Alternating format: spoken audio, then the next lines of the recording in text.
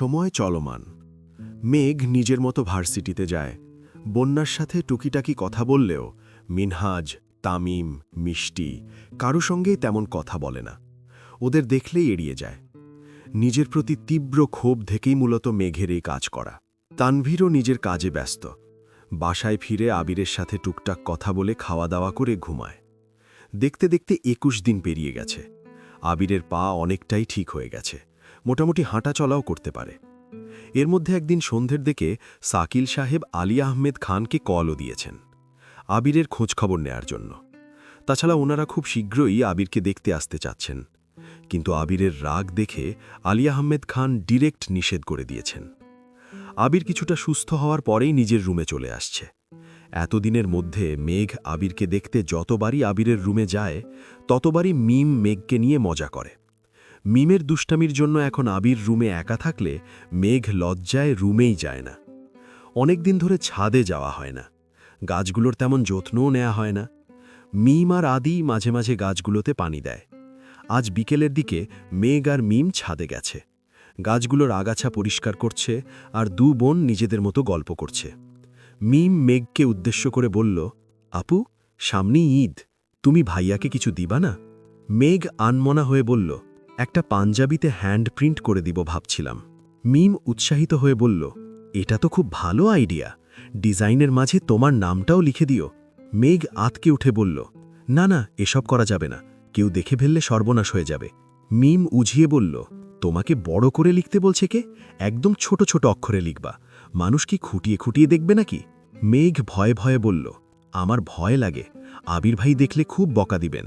মিম অবাক হয়ে জিজ্ঞেস করল, কে বকা দিবে, ভাইয়া? মেঘ সম্মতি দিয়ে বলল, হ্যাঁ। মিম তাচ্ছিল্য করে বলল, ভাইয়া দিবে তোমাকে বকা? এটাও আমাকে বিশ্বাস করতে হবে?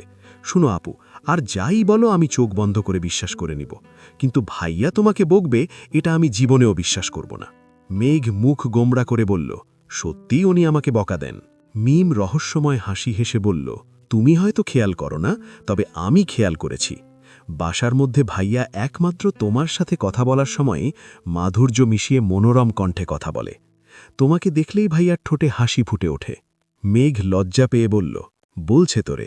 মিম জোর দিয়ে বলল, আল্লাহ, বিশ্বাস করো না? তুমি আমাকে ভাইয়ার কথা বলছো পর থেকে আমি বিষয়টা গুরুত্ব দিয়ে খেয়াল করেছি।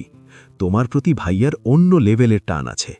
ভাইয়াকে কিছু আনতে বললে ভাইয়া যতই ব্যস্ত থাকুক, তোমার কথা শোনা মাত্রই সব ব্যস্ততা সাইডে রেখে সাথে সাথে নিয়ে আসে। মেঘ কপাল কুচকিয়ে বলল, ভাবের কথা বাদ দে।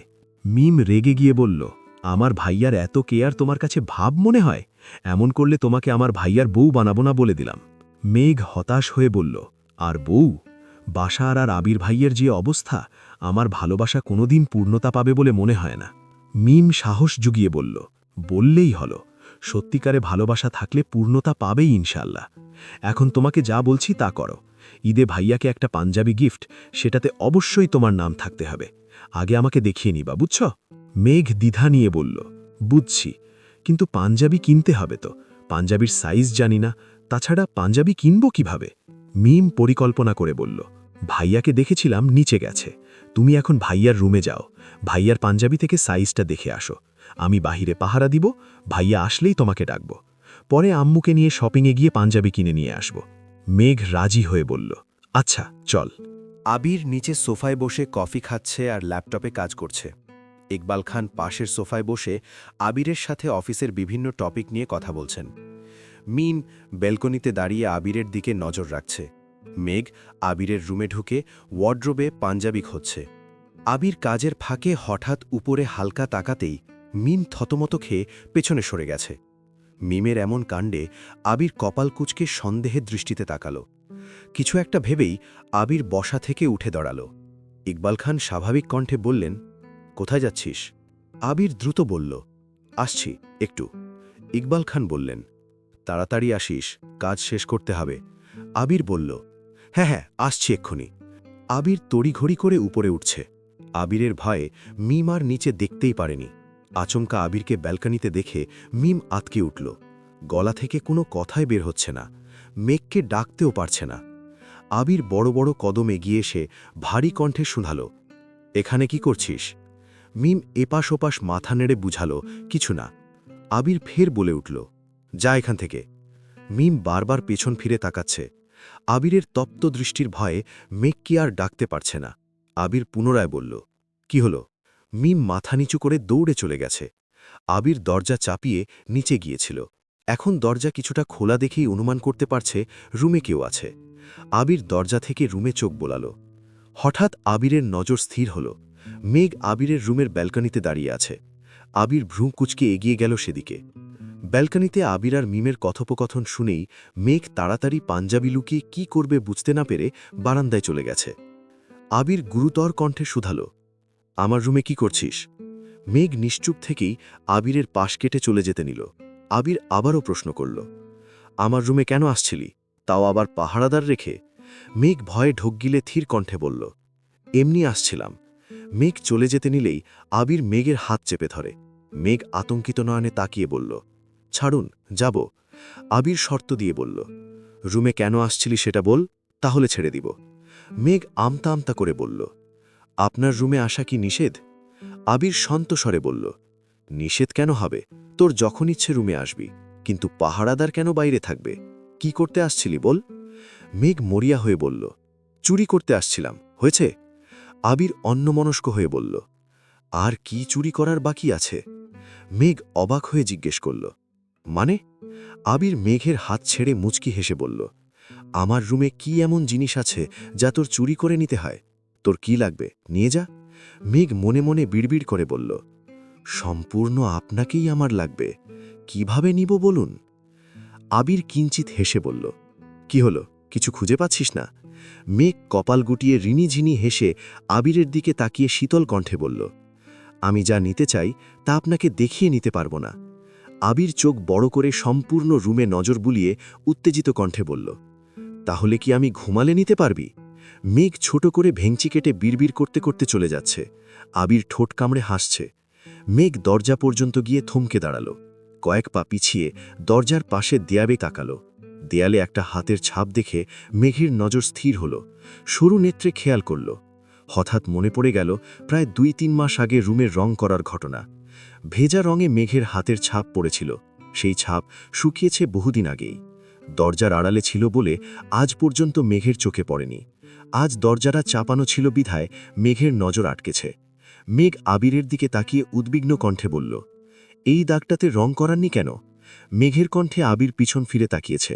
মেঘের দৃষ্টি খেয়াল করে নিজেও সেদিকে তাকালো। আবির মুখের ভঙ্গি স্বাভাবিক রেখে বলল, লোকের কি খেয়ে কাজ নেই, তুই নষ্ট করবি আর তারা বারবার রং করবে? মেঘ যুক্তি দেখিয়ে বলল, বারবার করবে কেন, একবারই তো নষ্ট করেছি, তাও পড়ে গেছিলাম বলে। আবির উদাসীন কণ্ঠে বলল, বেরঙ্গিন জীবনে রুমে রং করে আর কি হবে? মেঘ প্রখর নেত্রে আবিরের দিকে তাকিয়ে অকস্মাৎ বলে উঠল, আমার কাছে রং আছে, আমি এক্ষুনি নিয়ে আসছি। হাতের ছাপ মুছে সুন্দর ডিজাইন করে দিব। আবির বিরক্তিভরা কণ্ঠে বলল, যেভাবে রুমে আসছিলি সেভাবে বেরিয়ে যা, আমার রুম যেমন আছে তেমনই থাকবে, মাতব্বরি করে নষ্ট করতে হবে না। মেঘ কণ্ঠ খাদে নামিয়ে মৃদুস্বরে বলল, বিশ্বাস করুন নষ্ট করব না, সুন্দর লাগবে। আবির রাগান্বিত কণ্ঠে বলল, মেঘ, কথা বললে কথা শুনবি না? মেঘ মাথা নিচু করে বলল, শুনব। আবির কঠিনভাবে বলল, তাহলে যা এখান থেকে। আমার অনুমতি ব্যতীত আমার রুমের কোনো জিনিস যদি এদিক সেদিক হয়, সেই কাজ যেই করে থাকুক না কেন তার দায়ভার কিন্তু তোর হবে, সো বি কেয়ারফুল। মেঘ মাথা নিচু করে দাঁড়িয়ে আছে। নিচ থেকে ইকবাল খান আবিরকে ডাকছেন। আবির এগিয়ে গিয়ে মেঘের মাথায় হাত বুলিয়ে অনুগ্রহ কণ্ঠে বলল, সারারাত ভাবেন, আগামীকাল আমার রুমের 2টা দেয়াল আপনাকে ডিজাইন করে দিতে হবে। ডিজাইন ভালো না হলে? মেঘ জিজ্ঞেস করল, না হলে কি? আবির রহস্য করে বলল, সেটা না হয় কালকেই বোঝাবো। আবির রুম থেকে বেরিয়ে গেছে।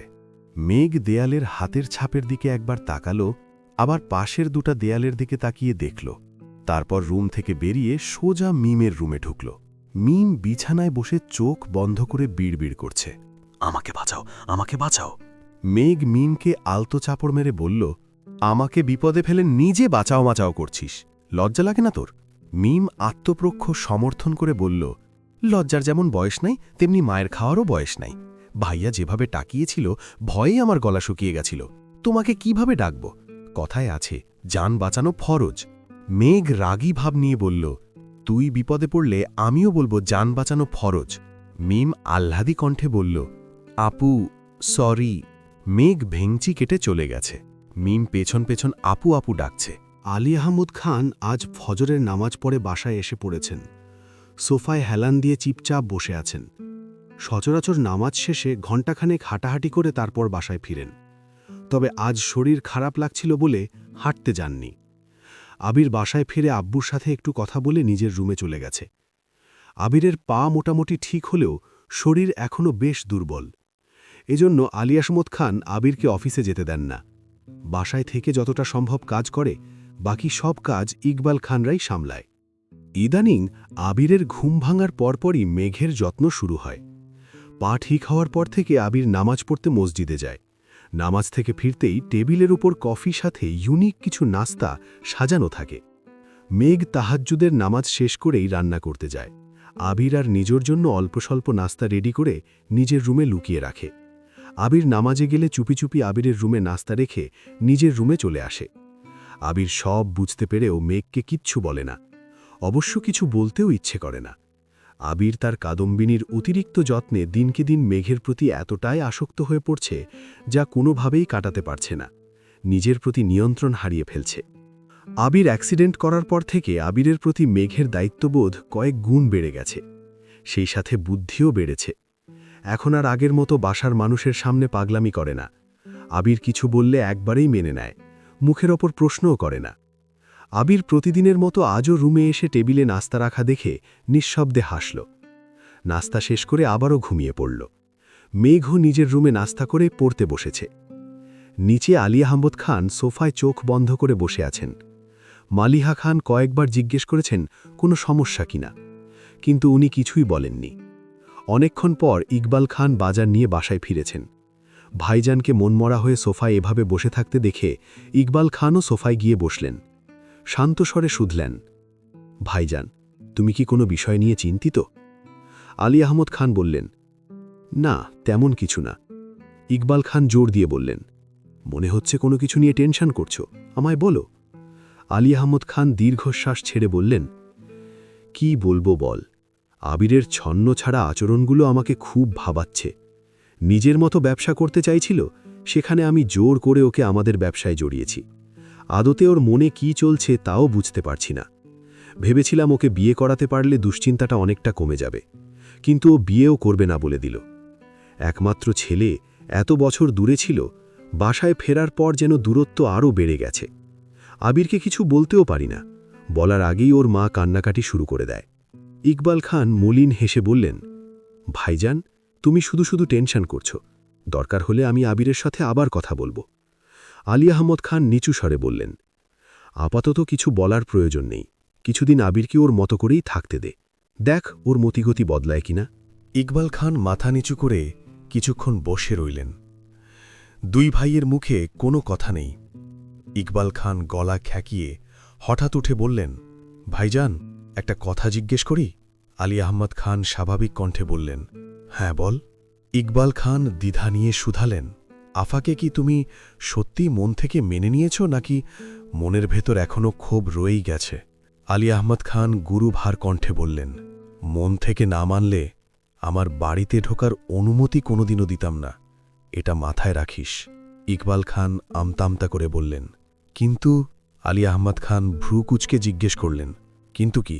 ইকবাল খান অবাক হয়ে বললেন, মাত্র দুদিনের সাক্ষাতে আপুদের বাসায় দাওয়াত দিলে, এত সহজে সবটা মানিয়ে নিলে? বিষয়টা সত্যিই অবাক করেছে আমায়। আলী আহমদ খান অনচ্ছ হেসে বললেন, তোদের চোখে বিষয়টা দুদিনের ঘটনা হলেও আমার কাছে এটা প্রায় ৮-১০ বছর যাবৎ চলমান একটা ঘটনা। ইকবাল খান হতভম্ব হয়ে বললেন, মানে?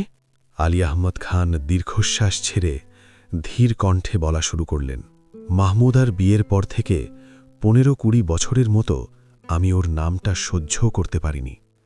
কত রাত ওদের ওপর রাগ করে না খেয়ে ঘুমিয়েছি তার হিসেব নেই। আগে প্রতি বছর ঈদে বা অন্যান্য সময়ে বেড়ানোর জন্য প্রায়ই গ্রামে যেতাম, কিন্তু ওই ঘটনার পর থেকে গ্রামে গেলে আমার পরিবারের নামে আজে বাজে কথা শুনতে হতো। তার জন্য বাধ্য হয়ে গ্রামের সাথে যোগাযোগ পুরোপুরি বন্ধ করে দিয়েছিলাম। নিজের সাজানো সংসারকে বাঁচাতে বাধ্য হয়ে সব ছেড়েছিলাম। এমনকি ঈদেও বাড়িতে পা দেইনি। আলী আহমদ খান একটু থেমে পুনরায় বললেন, সময় আর বয়সের সাথে সাথে অনেক কিছু বদলাতে শুরু করে, কিন্তু আমি আমার নীতি থেকে সরতে পারিনি। হঠাৎ একদিন একটা অপরিচিত নাম্বার থেকে কল আসে। কথা বলে জানতে পারি সে আমাদের গ্রামের মেম্বারের ছোট ভাই মাইদুল। পড়াশোনা শেষে যশোরে চাকরির পোস্টিং হওয়ায় সেখানে যায়। ওইখানে মাহমুদাদের দেখে আমার ফোন নাম্বার সংগ্রহ করে সে আমায় ফোন দিয়ে জানিয়েছে। আমি সেদিন আমার আবেগকে নিয়ন্ত্রণ করতে পারিনি। ওর নামটা শুনে মুখের উপর কল কাটতে পারিনি। বোনের প্রতি দুর্বলতায় মাইদুলের বলা সব কথা শুনেছিলাম। তারপর থেকে মাইদুল মাঝে মধ্যে কল দিয়ে মাহমুদাদের খোঁজ খবর জানাত। কখনো কখনো আমিও কল দিতাম। ওদের ঢাকা আসার খবরও আমি আগেই পেয়েছিলাম। এমনকি আমি মাহমুদা আর ওর মেয়ে আইরিনকে আমি আগেও ২-৩ বার দেখেছি। ইকবাল খান তীব্র বিস্ময়ে শুধালেন, এতদিন আমাদের কিছু জানাওনি কেন? আলী আহমদ খান অসহায় স্বরে বললেন, কিভাবে জানাতাম আর কি বা জানাতাম? ইকবাল খান কাঁপা কণ্ঠে জিজ্ঞেস করলেন, তুমি আফাকে সত্যি মাফ করেছ? আলী আহমদ খান চোখ বন্ধ করে ভারী কণ্ঠে বললেন, যেদিন শুনেছিলাম ওর হার্ট অ্যাটাক করেছে সেদিনই আমি ওদের মাফ করে দিয়েছিলাম, কিন্তু নিজের নীতি থেকে নড়তে পারিনি।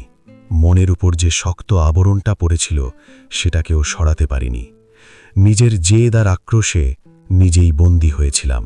তারপর হঠাৎ যখন মাহমুদা আর জন্নাতকে দেখলাম আর মাহমুদা আমায় ভাইজান বলে ডাকল, ওর ডাকে সেদিন মনে হয়েছিল আমার বুকের ওপর থেকে ২৮ বছর যাবৎ জমা বিশালাকৃতির পাথরটা যেন মুহূর্তেই বিলুপ্ত হয়ে গেছিল।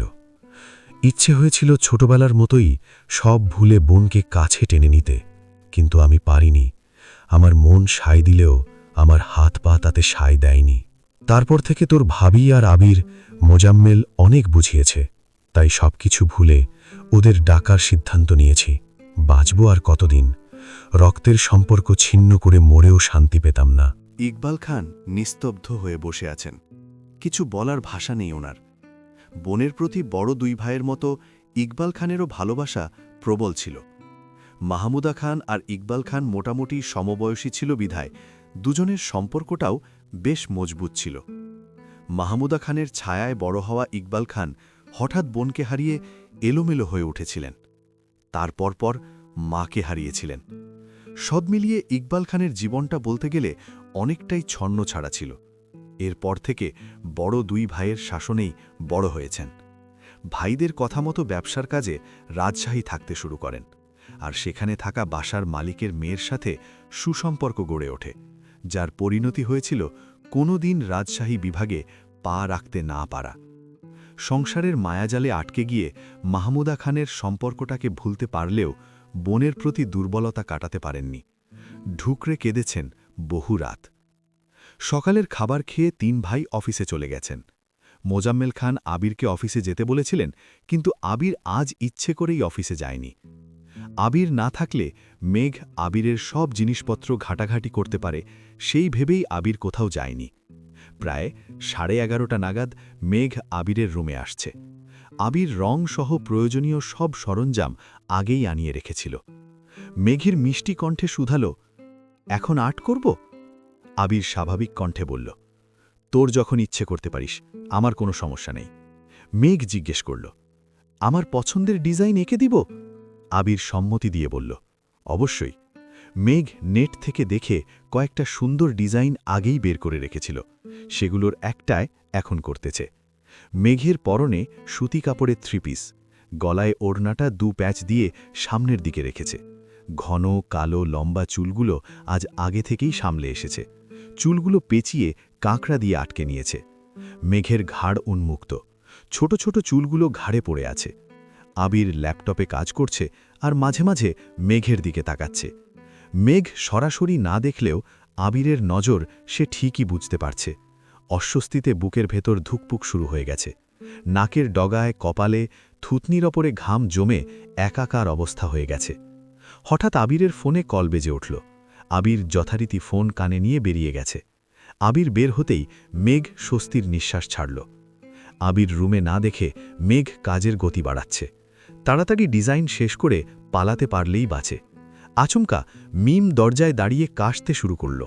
মেঘ বুঝতে পেরেও পেছন ফিরে তাকালো না। মিম রুমে না ঢুকে দরজায় দাঁড়িয়ে কেসেই যাচ্ছে। মুহূর্তেই মেঘের চোয়াল শক্ত হয়ে গেছে।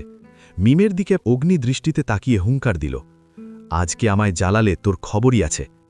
মেঘের ধমক খেয়ে মিমের ঠোঁট ভেঙে আসছে। মিম ব্যগ্র কণ্ঠে বলল, সরি আপু, আমি তোমাকে জ্বালাতে আসিনি, শুধু দেখতে আসছিলাম কোন ডিজাইনটা করতেছ। মেঘ শীতল কণ্ঠে বলল, ভেতরে এসে দেখে যা কোনটা করছি।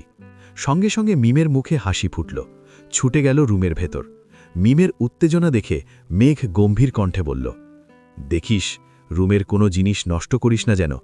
মিম সম্পূর্ণ রুম চোখ বুলিয়ে আমোদে কণ্ঠে বলল, ওমা, এখন থেকেই ভাইয়ার রুমের দায়িত্ব নিয়ে নিয়েছ? মেঘ মুচকি হেসে বলল, আমি দায়িত্ব নেব না তো কে নেবে? মিম হেসে বলল, আমিও সেটাই বলি, মণিমুক্তা তো আর দায়িত্ব নিতে পারবে না। মেঘ কপাল কুঁচকে ভারী কণ্ঠে শুধাল, মণিমুক্তাকে? মিম হাসতে হাসতে বিছানার পাশে বসে পড়েছে। মিমের হাসি দেখে মেঘের চোখ আরও সরু হয়ে গেছে। কপালে কয়েক স্তর ভাঁজ ফেলে তাকিয়ে আছে। মিম ঠোঁটে হাসি রেখে বলল, ধরো তোমার স। মেঘ চেঁচিয়ে উঠে বলল, মিম, তোর মুখটা বন্ধ রাখবি? উনি যদি এসব কথা শুনতে পায় তোকে আর আমাকে দুটোকেই আধমরা করে ফেলবে। মিম ক্যাজুয়াল কণ্ঠে বলল, তোমার উনি নিচে বসে বসে প্রেম করতাছে, এখন আসবে না। মেঘ রেগে জিজ্ঞেস করল, কার সাথে প্রেম করে? মিম মজা করে বলল, হবে তোমার চেয়েও সুন্দরী কেউ। মেঘ রাগে গজগজ করতে করতে বলল, তুই যাবি এখান থেকে? মিম বিড়বিড় করতে করতে রুম থেকে বেরিয়ে গেছে। মৃদু বাতাসে মেঘের সামনের দিকের ছোট চুলগুলো এলোমেলো হয়ে গেছে। চোখ মুখে ঝাপটে পড়ছে। মেঘের দুহাতে রং ভরে আছে, তাই ঠিক করতে পারছে না। মিমের সাথে কথা বলতে বলতে মেঘ হাতের কবজি দিয়ে চুলগুলো ঠিক করার চেষ্টা করেছে, কিন্তু পারছে না। বাধ্য হয়ে পুনরায় ডাকল, মিম। ততক্ষণে মিম বেরিয়ে গেছে। ব্যালকনিতে আবিরকে আসতে দেখে মিম দ্রুত পাশ কাটিয়ে রুমে চলে গেছে। মেঘ উচ্চ স্বরে মিমকে ডাকছে। মেঘ যে দেয়াল ডিজাইন করছে সেটা থেকে দরজার সম্পূর্ণ বিপরীতে অবস্থিত। রুমে হঠাৎ কারো অস্তিত্ব বুঝতে পেরে মেঘ বলিষ্ঠ কণ্ঠে বলল, এতক্ষণ ধরে ডাকছি, আসছিলি না কেন? আমার চুলগুলো ঠিক করে দিয়ে যা। আবির বিছানার উপর ফোন রেখে মেঘের কাছে এগিয়ে গেল। মেঘের কাছাকাছি এসে স্বাভাবিক কণ্ঠে বলল, এদিকে ঘুর। আবিরের কণ্ঠ শুনে মেঘ চমকে উঠে পেছনে ঘুরল। মেঘ পেছনে ঘুরতেই আবিরের ঘনিষ্ঠতা অনুভব করল। আবির ঠিক মেঘের সম্মুখে দাঁড়ানো, মাঝখানে কেবল কয়েক ইঞ্চির গ্যাপ। আবিরের গা থেকে আসা তীব্র গন্ধে মেঘের মাতাল হওয়ার অবস্থা। শ্বাসরুদ্ধকর পরিস্থিতি সামলাতে মেঘ ঢোক গিলে উষ্ণ কণ্ঠে বলল, সরে, আমি ভেবেছিলাম মিম আসছে। আবির নেশাক্ত দৃষ্টিতে তাকিয়ে প্রশ্ন করল, কেন? আমি ঠিক করে দিতে পারি না? মেঘের হৃৎস্পন্দন কয়েক গুণ বেড়ে গেছে। বুকের ভেতর তোলপাড় শুরু হয়ে গেছে। মস্তিষ্কের নিউরনে অনুরণন হচ্ছে। শ্বাসনালীতে তুফান, গলা শুকিয়ে কাঠ। উত্তর দেয়ার মতো অবস্থা নেই। জানলা দিয়ে আসা আননম্র কবনে মেঘের ছোট বড় চুলগুলো দুলল বাতাসে। দু একটা চুল চোখে লাগতেই মেঘ চোখ বন্ধ করে ফেলল। চোখ বন্ধ রেখেই মেঘ চুল সরানোর জন্য রঙে রাঙানো হাত তুলল। আবির সহসা মেঘের হাতের কবজিতে ধরে থামিয়ে দিল। আবিরের স্পর্শে মেঘ আবারও চমকে উঠল। মেঘ হতভম্ব হয়ে তাকাল। কয়েক মুহূর্ত নিগূঢ় দৃষ্টিতে ড্যাব ড্যাব করে তাকিয়ে রইল। মেঘের এক হাত আবিরের হাতে বন্দী। বাতাসের হাত থেকে চোখকে বাঁচাতে মেঘ এবার অন্য হাত তুলতে নিল। মেঘের আগেই আবিরিজ নিজের অন্য হাত দিয়ে মেঘের কপালে দুআঙ্গুল ছুঁইয়ে কপাল থেকে চুল সরিয়ে কানে গুজে দিতে লাগল। আবিরের অনমনীয় হাতের স্পর্শে মেঘের ভেতরটা ছটফট করছে। আবেশে মেঘের দু চোখ বন্ধ হয়ে গেছে। আবির খুব যত্ন সহকারে ২-৩ বারে চুল সরানোর চেষ্টা করল। মেঘ নিজেকে সামলে আচমকা চোখ মেলল। নিজের মনের বিরুদ্ধে সর্বোচ্চ শক্তি দিয়ে উচ্চস্বরে বলল, ছাড়ুন আমায়। আবির গম্ভীর কণ্ঠে বলল, ছাড়তেই যখন বলবি, তবে এত আকৃষ্ট করিস কেন আমায়? আবিরের কথা শুনে মেঘ বিপুল চোখে তাকাল। আবিরের বিশ্রান্ত চাহনিতে মেঘের অনুভূতির আকাশ জুড়ে প্রজাপতিরা ডানা মেলে উড়তে শুরু করেছে। মেঘের আদলে লেপ্টে আছে প্রম্যততা। মনে অনুরাগের সুর বাজছে। মেঘের বয়ঃসন্ধির প্রথম প্রেম আবির ভাই। সেই আবির ভাইয়ের ঘনিষ্ঠতা উন্মাদ করে তুলছে মেঘকে। আবিরের বলিষ্ঠ ব্যক্তিত্ব বহুদিন আগেই মেঘের মনকে দুর্বল করেছিল। আবির ভাই নামক অসুখ বাসা বেঁধেছিল ছোট্ট মেঘের মনে। যে অসুখ সারানোর ঔষধ আজও আবিষ্কৃত হয়নি। আবির নীরট দৃষ্টিতে মেঘকে দেখেই যাচ্ছে। মেঘ বৃহৎ আখিতে তাকিয়ে আছে আবিরের চোখের দিকে। কারও মুখে কোনো শব্দ নেই। মেঘ ঘোরের মধ্যে থেকেই অকস্মাৎ পেছনে চলে যাচ্ছে।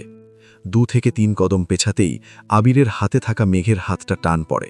অমনি আবিরের মনোযোগে বিঘ্ন ঘটে। দেয়াল ভর্তি ভেজা রং। মেঘ বেখেয়ালিভাবে পেছাচ্ছে দেখে আবির মেঘের হাতের কবজি ধরে টান দিতেই মেঘের ছোট্ট দেহ আবিরের পেট আর বুকের মাঝামাঝি অবস্থানে ধাক্কা লাগে। আচমকা আক্রমণে মেঘের গা কেঁপে উঠল। মেঘের দৃষ্টি আবিরের বুকের দিকে। আবির দীর্ঘ নিঃশ্বাস ছেড়ে তপ্তস্বরে বলল, কারো প্রণয়ের পরিণীতা হতে চাইলে তার অনুষঙ্গের নিগূঢ়তা সহ্য করার প্রবলতা থাকতে হবে। অনাড়ম্বরে কাঙ্ক্ষিত অভিলাষ অপূর্ণ থেকে যাবে। মেঘ কোনোভাবেই ধাতস্থ হতে পারছে না। হতবিহব্বলতায় মেঘের মুখ ফ্যাকাশে হয়ে গেছে। মেঘের মনে একটা প্রশ্ন আচমকা আঘাত হানল। ওই দিন রাতে কি আবির ভাই সজাগ ছিল? তবে কি আমার সব কথা শুনে ফেলেছেন? লজ্জায় মেঘের চিবুক নেমে গেছে। আহত দৃষ্টিতে তাকিয়ে আছে আবিরের হাতে বন্দি নিজের হাতটার দিকে। নিজেকে বাঁচানোর আর কোনো উপায় নেই।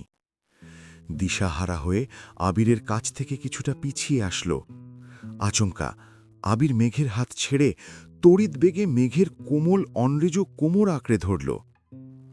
অমনি মেঘের মেরুদণ্ড সোজা হয়ে গেছে। আবির এক টানে মেঘকে নিজের সঙ্গে মিশিয়ে ফেলল। মেঘ প্রখর নেত্রে তাকালো আবিরের দিকে। চোখ দুটা রসগোল্লার মতো বড় হয়ে গেছে। নিঃশ্বাস গলায় আটকে গেছে। আবিরের সম্মোহনী দৃষ্টিতে মেঘের মন তুষারের ন্যায় জমে গেছে। প্রত্যাশিত ব্যক্তির অপ্রত্যাশিত স্পর্শ ভেঙে চুড়ে দিচ্ছে মেঘের পিঞ্জরে আবদ্ধ হৃৎপিণ্ডকে। দীর্ঘ সময় পর মেঘ সর্বশক্তি দিয়ে নিজের ভেতরের আবদ্ধ নিঃশ্বাসটা ছাড়ল। মেঘের ধারালো চাউনির নিকট আবির আজ বারংবার ধৃত হচ্ছে। তবুও মেঘের স্নিগ্ধ ধৃষ্টতা থেকে নজর সরাতে ব্যর্থ হচ্ছে। মেঘের শরীর মাত্রাতিরিক্ত ঘামতে শুরু করেছে। মুহূর্তেই সুতি জামা ভিজে গায়ের সঙ্গে লেপ্টে গেছে। মেঘের শরীরের তীব্র কম্পনে আবিরেরও হাত কাঁপছে। ঘামের কারণে জামার ওপর দিয়েই আবিরের 5 আঙুল ভিজে গেছে। মেঘ স্তব্ধ হয়ে দাঁড়িয়ে আছে। আবির গভীর দৃষ্টিতে মেঘকে দেখছে আর ঠোঁট চেপে হাসছে। মেঘ ভুলে গেছে হাত ভর্তি রঙের কথা। মুখের ঘাম মুছতে হাত তুলতেই আবির অন্য হাত দিয়ে মেঘের হাত স্পর্শ করল। মেঘের হাতে লেগে থাকা ঘন রঙে আবিরের হাত ভরে গেছে। মেঘের দৃষ্টি সেদিকে পড়তেই তাড়াতাড়ি হাত সরাতে চাইল। ততক্ষণে আবিরের 5 আঙুলে মেঘের আঙুলগুলো বন্দী হয়ে গেছে। মেঘ সুদীর্ঘ সময় নিয়ে শ্বাস ছেড়ে আর্তনাদ করে বলতে নিল, আমাকে ছা। আবির হাত ছেড়ে 1 আঙুলে মেঘের ঠোঁট স্পর্শ করেছে। মেঘ সহসা নিশ্চুপ হয়ে গেছে। আবিরের আঙুলের রং মেঘের ঠোঁটে লেগে গেছে। মৃদু বাতাসে মেঘের চুলগুলো হালকাভাবে উড়ছে। ভেতরের কম্পনে মেঘের সেদিকে খেয়াল নেই। আবির আলতো হাতে মেঘের চুলগুলো সরিয়ে দিচ্ছে। রঙের কারণে চুলগুলো একে একে রঙে আটকে গেছে। চুল সরাতে সরাতে আবিরের দৃষ্টি মেঘের গালে আটকাল। বাহির থেকে আসা আলোতে মেঘের গালটা অতিরিক্ত আদুরে দেখাচ্ছে। আবির নিজের মন আর হাত কোনোটাকেই নিয়ন্ত্রণ করতে পারছে না। না চাইতেই রঙে রঙিন হাতে মেঘের গাল ছুঁয়ে দিল। কয়েক মুহূর্ত গালে হাত রেখে ধীরে ধীরে হাত নামিয়ে গলার একপাশে ঘাড়ে হাত ছোড়াল। ভয়ঙ্কর পরিস্থিতিতে মেঘ নিরস্ত হয়ে গেছে। আবিরের কর্মকাণ্ডে মেঘের সব শক্তি বিলীন হয়ে গেছে। মেঘের গালে আবিরের 5 আঙ্গুলের ছাপ স্পষ্ট প্রতীয়মান। আবির মেঘের ঘাড়ে হাত রেখে কিছুটা নিচু হয়ে অন্য পাশে মেঘের ঘাড়ের কাছে মুখ এগিয়ে নিল। আবিরের তপ্ত নিঃশ্বাস ছুঁয়ে দিচ্ছে মেঘের মসৃণ গ্রীবা। মেঘ দাঁতে দাঁত চেপে চোখ বন্ধ করে দাঁড়িয়ে আছে। আবিরের সুগভীর কণ্ঠস্বর ভেসে উঠল, এটুকুতেই এই অবস্থা হলে কিভাবে কি হবে? আবিরের নেশাক্ত কণ্ঠে বলা কথা মেঘের কর্ণপাত হল না। আবিরের স্পর্শ আর নিঃশ্বাসেই মেঘ পাথর বনে গেছে। আবির আবেশিত কণ্ঠে পুনরায় বলল, ম্যাম, নিজেকে সামলান, আমি কিন্তু আমাতে নেই। কোনো অনিষ্ট হলে আমি একা কুলসিত হব না, আপনাকে নিয়েই হব। আবিরের কথা মেঘের কানে ঢুকছে কিনা কে জানে। মেঘ বরফের ন্যায় শক্ত হয়ে দাঁড়িয়ে আছে। আবির মেঘকে ছেড়ে কিছুটা দূরে সরে দাঁড়িয়েছে। মেঘ তখনও পূর্বের জায়গায় দাঁড়ানো। দেখে বুঝাই যাচ্ছে নিজের সেন্সে নেই। আচমকা মেঘ পেছাতে শুরু করে। দেয়ালে আটকানোর পূর্বেই আবির এগিয়ে এসে মেঘের চুলের খোপার ঠিক পেছনে দেয়ালে এক হাত রাখল, যেন মেঘের চুলে রং না লাগে। অন্য হাতে দেয়াল ধরে নিজেকে আটকাল। মেঘ ঘন ঘন নিঃশ্বাস নিচ্ছে। হঠাৎ আতঙ্কিত কণ্ঠে বলল, আমি রুমে যাব। আবির মিটিমিটি হেসে শুধালো, শরীর কি বেশি খারাপ লাগছে? মেঘ চিবুক নামিয়ে ধীর কণ্ঠে বলল, হ্যাঁ। আবির মনে মনে বিড়বিড় করল, কিছু করলামই না, এতেই নাজেহাল অবস্থা। কিছু করলে তো আপনাকে খোঁজেই পাওয়া যাবে না। এই আবার আপনি আবিরের প্রণয়িনী হতে চান? মেঘ শীতল কণ্ঠে বলল, সরুন, আমি চলে যাব, রং পরে করে দেব। আবির মৃদুস্বরে বলল, আপনার ইচ্ছে। আচমকা ব্যালকনি থেকে তানভীর ডাকল, ভাইয়া আসব? মেঘ তানভীরের কণ্ঠ শুনে থতমত খেয়ে উঠল। গুটিসুটি মেরে দাঁড়িয়ে আছে, চোখে মুখে আতঙ্কের ছাপ। মেঘ উদ্বিগ্ন কণ্ঠে বলল, ভাইয়া আসছে, সরুন প্লিজ। আবির ভ্রু কুচকে শক্ত কণ্ঠে বলল, তোর ভাইকে কি আমি ভয় পাই নাকি? আবির তানভীরকে উদ্দেশ্য করে উচ্চস্বরে বলল, না, ব্যস্ত আছি। তানভীর বলল, তুমি যেগুলো আনতে বলছিলে সেগুলো নিয়ে আসছি। আবির বলল, তোর কাছে রাখ, পরে দেখে নিয়ে আসব। তানভীর জেদ করে বলল, আমি আবার বেরিয়ে যাব, ফিরতে রাত হবে, তোমার রুমে রেখে যাই। আবির বিরক্তি ভরা কণ্ঠে বলল, উফ, রেখে যা। মেঘ উপায় না পেয়ে আবিরের প্রশস্ত বুকে নিজেকে আড়াল করার চেষ্টা করল। ভয়ে চোখ বন্ধ করে রেখেছে। তানভীর বিছানায় কিছু কাগজ আর ২-৩টে বক্স রাখতে রাখতে বলল, তোমার। বলতেই মেঘকে অল্প বিস্তর চুপ করে গেল। কপাল গুটিয়ে আবিরের দিকে তাকিয়ে তড়িঘড়ি করে কান হাত দিয়ে বিড়বিড় করে সরি বলল। আবির চোখে ইশারা করতেই তৎক্ষণাৎ নিজের মাথায় চাপড় মারতে মারতে বেরিয়ে যাচ্ছে। যেতে যেতে দরজাটাও চাপিয়ে রেখে গেছে। তানভীর নিজের কপাল চাপড়ে ব্যালকনিতে হাঁটছে আর বলছে, ছি তানভীর, ছি, তুই এত নির্লজ্জ কেন? তানভীর বিড়বিড় করতে করতে নিজের রুম পর্যন্ত যেতেই ফোনে কল বেজে উঠল। তানভীরের বেস্ট ফ্রেন্ড সোহাগ কল দিচ্ছে। তানভীর কল রিসিভ করতেই ওপাশ থেকে সোহাগ একদমে কত কি বলতে থাকল। তানভীর প্রখর তপ্ত স্বরে বলল, আমাকে এসব বলে কোনো লাভ নাই, আমি এখন আসতে পারবো না, এমপির সাথে একটা প্রোগ্রামে যেতে হবে। সোহাগ আকুতি করে বলল, প্লিজ দোস্ত, একটু আয়। তানভীর রেগে বলল, আরে ভাই, আমার সময় নেই। সোহাগ জেদ ধরে বলল, শোন তানভীর, আমাকে যতই ব্যস্ততা দেখার সমস্যা নেই, কিন্তু তোর গার্লফ্রেন্ডের জন্য অন্তত আয়। তানভীর ভারী কণ্ঠে শুধাল, একদম ইমোশনাল ব্ল্যাকমেল করবি না, তোর আমার মাঝখানে ওকে কেন টানতেছিস? সোহাগ যুক্তি দেখিয়ে বলল, কারণ আমার কথা তুই গুরুত্ব দিচ্ছিস না। প্লিজ তানভীর, জাস্ট 5 মিনিট লাগবে, আয় তুই। তানভীর উদ্গ্রীব হয়ে জিজ্ঞেস করল, বোন নাকি এখনও ভার্সিটিতে? সোহাগ মজা করে বলল, আমি তোর কাছে সকাল থেকে চিল্লাচিল্লি করছি, তুই আমাকে পাত্তা দিচ্ছিস না। বন্যার নাম শুনতেই কণ্ঠস্বর পাল্টে গেছে। দাঁড়া, এখন থেকে তোকে ওর কসম দিয়ে সব কাজ করাবো। তানভীর রাগান্বিত কণ্ঠে বলল, আর যাই করিস কোনোদিন ওর নাম নিয়ে কসম কাটতে বলবি না। পরিবারের বাইরে ও আমার একমাত্র দুর্বলতা, তাছাড়া কসম কাটা ঠিক না। সোহাগ তড়িঘড়ি করে বলল, আচ্ছা ঠিক আছে, কাটাবো না কসম, এখন বল আসবি? তানভীর শর্ত দিয়ে বলল, বন্যা যদি সত্যিই ভার্সিটিতে থাকে তাহলে আসব। সোহাগ উৎসাহের সাথে বলল, আরে আছে আছে, প্রয়োজনে আটকিয়ে রাখব, তাও তুই আয়, আমার কাজটা কিন্তু করে দিতে হবে। তানভীর সতর্ক করে বলল, ভুলেও বন্যাকে কিছু বলতে যাইস না, আমি আসতেছি। তানভীর দ্রুত বেরিয়ে পড়েছে। এদিকে মেঘ আবিরের আড়ালে চুপটি করে দাঁড়িয়ে আছে। তানভীর চলে গেছে অনেকক্ষণ আগে। মেঘ আতঙ্কে এখনও চোখ খুলতে পারছে না। আবির ঠোঁটের কোণে হাসি রেখে অপলক দৃষ্টিতে মেঘকে দেখছে। তীর তীর করে কাঁপছে মেঘের ওষ্ঠদ্বয়। লজ্জা আর ভয়ে নাকের ডগা আর গাল পাকা টমেটোর মতো লাল হয়ে গেছে। নিস্তব্ধতা বুঝতে পেরে মেঘ ধীরে ধীরে চোখ মেলল। সরাসরি চোখ পড়ল আবিরের চোখের দিকে। আবিরের নেশাক্ত দৃষ্টি দেখে মেঘ লজ্জায় মাথা নিচু করে ঘাড় কাত করে তানভীরকে দেখার চেষ্টা করল। ভাইয়া কোথায়? চলে গেছে। মেঘ হতভম্ব হয়ে জিজ্ঞেস করল, কেন? আবির কাঁধ ঝাঁকিয়ে বলল, সেটা আমি কিভাবে বলবো, তোর ভাইকে জিজ্ঞেস কর গিয়ে। হঠাৎ দেয়ালের দিকে আবিরের নজর পড়ে। যে হাতটা দিয়ে নিজেকে আটকে ছিল, সেই হাতে যে রং ছিল সেটা আবিরের খেয়ালই ছিল না। মেঘির চুল বাঁচাতে গিয়ে উল্টো দেয়াল নষ্ট করে ফেলেছে। আবিরের সাথে সাথে মেঘও চোখ ঘুরিয়ে তাকালো। দেয়ালে আবিরের হাত দেখে আর্তনাদ করে উঠল। এটা আপনি কি করলেন? আবির আত্মপক্ষ সমর্থন করে বলল, আমি ইচ্ছে করে করছি নাকি, তোর চুল বাঁচাতেই তো করেছি। মেঘ একটু দূরে সরে দেয়ালটাকে দেখে পুনরায় গম্ভীর কণ্ঠে বলল, আমি এখানটায় এখন কিভাবে ডিজাইন করব? আবির মেঘের হাতের কবজিতে শক্ত করে ধরে টেনে নিয়ে রঙের বক্সে চুবিয়ে সঙ্গে সঙ্গে দেয়ালে ছাপ দিল। যেখানে আবির হাতটা রেখেছিল ঠিক সেখানেই। মেঘ আটকানোর খুব চেষ্টা করেছে, কিন্তু আবিরের শক্তির সামনে মেঘ অতি নগণ্য একটা মানুষ। আবিরের রং অনেকটা শক্ত হয়ে যাওয়ায় ঠিকমতো বোঝা যাচ্ছিল না, কিন্তু মেঘের হাতের ছাপ স্পষ্ট বোঝা যাচ্ছে। ভালোভাবে খেয়াল করলে মেঘের ছোট হাতকে ঘিরে আবিরের বড় হাতের অপ্রখর ছাপটা ঠিকই চোখে পড়ে। মেঘ ক্ষুব্ধ হয়ে বলল, আপনি এমন করলেন কেন? আবির যুক্তি দেখিয়ে বলল, কি ডিজাইন করবি ভেবে পাচ্ছিস না, তাহলে কি করব? মেঘ শক্ত কণ্ঠে বলল, আমি কিন্তু সম্পূর্ণ দেয়ালটাই নষ্ট করে ফেলব। আবির মুচকি হেসে বলল, একদিনের জন্য রুম তোকে দিয়ে দিয়েছি, সাজাবি নাকি নষ্ট করবি পুরোটাই তোর উপর, আমি কিছু বলবো না।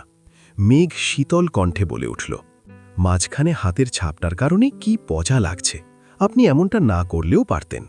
আবির স্বাভাবিক কণ্ঠে বলল, তুই তোর কাজ শেষ কর, তারপর দেখিস কত সুন্দর লাগে। মেঘ মুখ ভোতা করে ঠোঁট ভেঙে কাদো কাদো মুখ করে আবিরের দিকে তাকিয়ে আছে। আবির মুচকি হেসে দু আঙুলে মেঘের রাগে ফুলে ওঠা নাকটা আলতোভাবে চেপে মুলায়েম কণ্ঠে বলল, দেওয়াল জুড়ে এত সুন্দর পেইন্টিং থাকবে আর তাতে ডিজাইনারের হাতের ছাপ থাকবে না, তা কি করে হয়? ছাপটার নিচে তোর নামটাও লিখে দিস। মেঘ আতকে উঠে বলল, বাসার মানুষ দেখলে কি ভাববে? আবির যুক্তি দিয়ে বলল, বাসার মানুষ যখন জিজ্ঞেস করবে এই ডিজাইন কে করেছে, তখন আমি কি বলবো? শ্যাওড়াপাড়ার পেতনিটা ডিজাইন করে দিয়ে গেছে নাকি আমার কাল্পনিক বউটা এসে করেছে? মেঘ ফস করে শ্বাস ছেড়ে রাগী স্বরে বলল, কথায় কথায় বউ বউ করবেন না, আমি কিন্তু বড় আব্বুকে বলে দেব। আবির কৌতূহলী হয়ে জিজ্ঞেস করল, কি বলবি? মেঘ জেদ করে বলল, বলবো আপনি সারাদিন বউ বউ করেন, অথচ বিয়ের কথা বললে ভাব নেন, আপনাকে ডাক্তার দেখাতে হবে। আবির নিঃশব্দে হেসে শুধাল, তুই কি আমায় ইনডাইরেক্টলি পাগল বললি? মেঘ নির্লজ্জভাবে বলল, মুখের উপর কিভাবে বলবো? আবির চমকে উঠে বলল, কি? আবির এক পা করে এগোচ্ছে। মেঘ পেছাতে পেছাতে চেঁচিয়ে উঠল, এমন করলে আমি চিৎকার করব। আবির চ্যালেঞ্জ ছুড়ে দিয়ে বলল, কর চিৎকার, কাকে ডাকবি ডাক, দেখি তোকে কে বাঁচায়। মেঘ ভেজা কণ্ঠে ডেকে উঠল, আম্মু বাঁচাও। আবির মেঘের মুখ চেপে ধরে ঠাট্টার স্বরে বলল, ছি মেঘ, যেভাবে মামুনিকে ডাকছিস মামুনি ভাববে আমি তোকে ছি। মেঘ বিস্ময়কর দৃষ্টিতে আবিরের দিকে তাকিয়ে আছে। আবির মেঘের মুখ ছেড়ে কিছুটা গম্ভীর কণ্ঠে বলল, সরি, তোকে আর ডিস্টার্ব করব না, তুই তোর কাজ শেষ কর। আবির টাবেল নিয়ে ওয়াশরুম চলে গেছে। মেঘ আহামকের মতো কিছুক্ষণ দাঁড়িয়ে রইল। আবির ভাই যে রাগ করেছে এটা ওনার কথাতেই বোঝা গেছে। মেঘ কী করবে তাই ভাবছে। আচমকা ড্রেসিং টেবিলের আয়নার দিকে নজর পড়তেই মেঘ সব ভুলে গেল। গালে আবিরের হাতের স্পর্শ, গলার ঘাড়েও আঙুলের দাগ, নাক আর কপাল জুড়েও রং লেগে আছে। মেঘ লজ্জায় আড়ষ্ট হয়ে যাচ্ছে। কিছুক্ষণ আগে ঘটে যাওয়া ঘটনাগুলো ভাবছে আর বারবার লজ্জায় ললিত হয়ে যাচ্ছে। মেঘ নিজের গালে হাত রেখে আবিরের স্পর্শ অনুভব করার চেষ্টা করছে। অমনি বুকের ভেতর কম্পন শুরু হয়ে গেছে। আচমকা মিম দরজায় দাঁড়াতেই মেঘ তাড়াহুড়ো করে দেয়ালের দিকে ঘুরে মাথায় ওড়না দিল, যাতে রঙের দাগ মিম কোনোভাবেই না দেখে। মিম দৌড়ে এসে উত্তেজিত কণ্ঠে শুধাল, আপু, তুমি আমায় দেখে কি লুকাইছ? দেখি এদিকে ঘুরো তো। মেঘ দেয়ালে রং করতে করতে তপ্ত স্বরে বলল, ডিস্টার্ব করিস না, রুমে যা। মিম জেদ করে বলল, তুমি কি লুকাচ্ছ বলো, তাহলেই চলে যাব। মেঘ হুঙ্কার দিয়ে উঠল, আবির ভাই কিন্তু ওয়াশরুমে আছে, ডাকবো? মিম উদ্বিগ্ন কণ্ঠে বলল, ভাইয়া রুমে, আগে বলবা না, আমি গেলাম, পরে এসে দেখব তুমি কি লুকাইছ। মেঘ কিছুক্ষণ ভেবে পুনরায় কাজ শুরু করল। আবির ওয়াশরুম থেকে বেরিয়ে ভেজা শরীরে টি শার্ট গায়ে দিয়ে ফোন নিয়ে চুপচাপ রুম থেকে বেরিয়ে গেছে। মেঘের দিকে একবারের জন্য তাকিয়েও দেখেনি। মেঘ অসহায় মুখ করে আবিরের যাওয়ার দিকে খানিকক্ষণ চেয়ে রইল। চোখে মুখে বিষণ্ণতা ভর করেছে, তবুও সব কিছু একপাশে রেখে কাজে মনোযোগ দিল। আবির নিচে নামতেই মিম ছুটে গেল মেঘকে দেখতে। ততক্ষণে মেঘ রং দিয়ে গালে আর গলায় থাকা আঙুলের ছাপগুলো মুছে ফেলেছে। মিম রুমে ঢুকেই তীক্ষ্ণ দৃষ্টিতে তাকিয়ে বলল, তখন কি লুকাইছিলা? মেঘ স্বাভাবিকভাবে ঘুরে মিমের গালের রঙের 2 আঙুল ছুলিয়ে বলল, তোর কাছ থেকে আমি কি লুকাবো বল? মিম সন্ধিহান কণ্ঠে জিজ্ঞাসা করল, আপু, তোমার গালে এত রং কেন? মেঘ অজুহাত দিয়ে বলল, খেয়াল ছিল না, হুট করে গালে হাত দিয়ে ফেলছিলাম। 2টা দেয়াল ভালোভাবে পর্যবেক্ষণ করে মিম বলল, আপু, 2টা ডিজাইনই অনেক সুন্দর হয়েছে, ভাইয়ার রুমটা অন্যরকম সুন্দর লাগছে। মেঘ মৃদুস্বরে বলল, সত্যি সুন্দর হয়েছে? মিম জোর দিয়ে বলল, 100% সত্যি। মেঘ বিষণ্ণ কণ্ঠে বলল, ওনার কি পছন্দ হবে কিছুই তো বললেন না। মিম আত্মবিশ্বাসের সাথে বলল, আমি বলছি ভাইয়ার পছন্দ হবেই হবে, তাছাড়া তুমি যা এঁকে দিবা ভাইয়া সেটারই প্রশংসা করবে, দেখিও, সেটা যদি ব্যাঙের ছাতাও হয় তবুও বলবে অনেক সুন্দর হয়েছে। মিম বিছানার উপর বসে পা ঝুলাচ্ছে আর মেঘের সাথে গল্প করছে। মেঘ আবিরের কথা মতো নিজের হাতের ছাপটার নিচে নিজের নাম লিখেছে। তাছাড়া এক সাইডে সাজ্জাদুল খান আবির নাম লিখে ডিজাইনও করে দিয়েছে। মিমকে কিছু জিনিস দিয়ে আগেই পাঠিয়ে দিয়েছে, বাকিগুলো নিয়ে মেঘ পেছন পেছন আসছে। এতক্ষণের মধ্যে আবির একবারও উপরে যায়নি। মিম নিচে আসতেই আবির প্রশ্ন করল, তোর বোনের কাজ শেষ হয়েছে? মিম বলল, হ্যাঁ, অনেকক্ষণ আগেই শেষ হয়েছে। আবির কোনো কথা না বলে নিজের রুমে চলে গেছে। 2টা দেয়ালের ডিজাইনের কারণে রুমটাকে চেনাই যাচ্ছে না। আবিরের রুমটা খানবাড়ির সবগুলো রুমের থেকে বড়।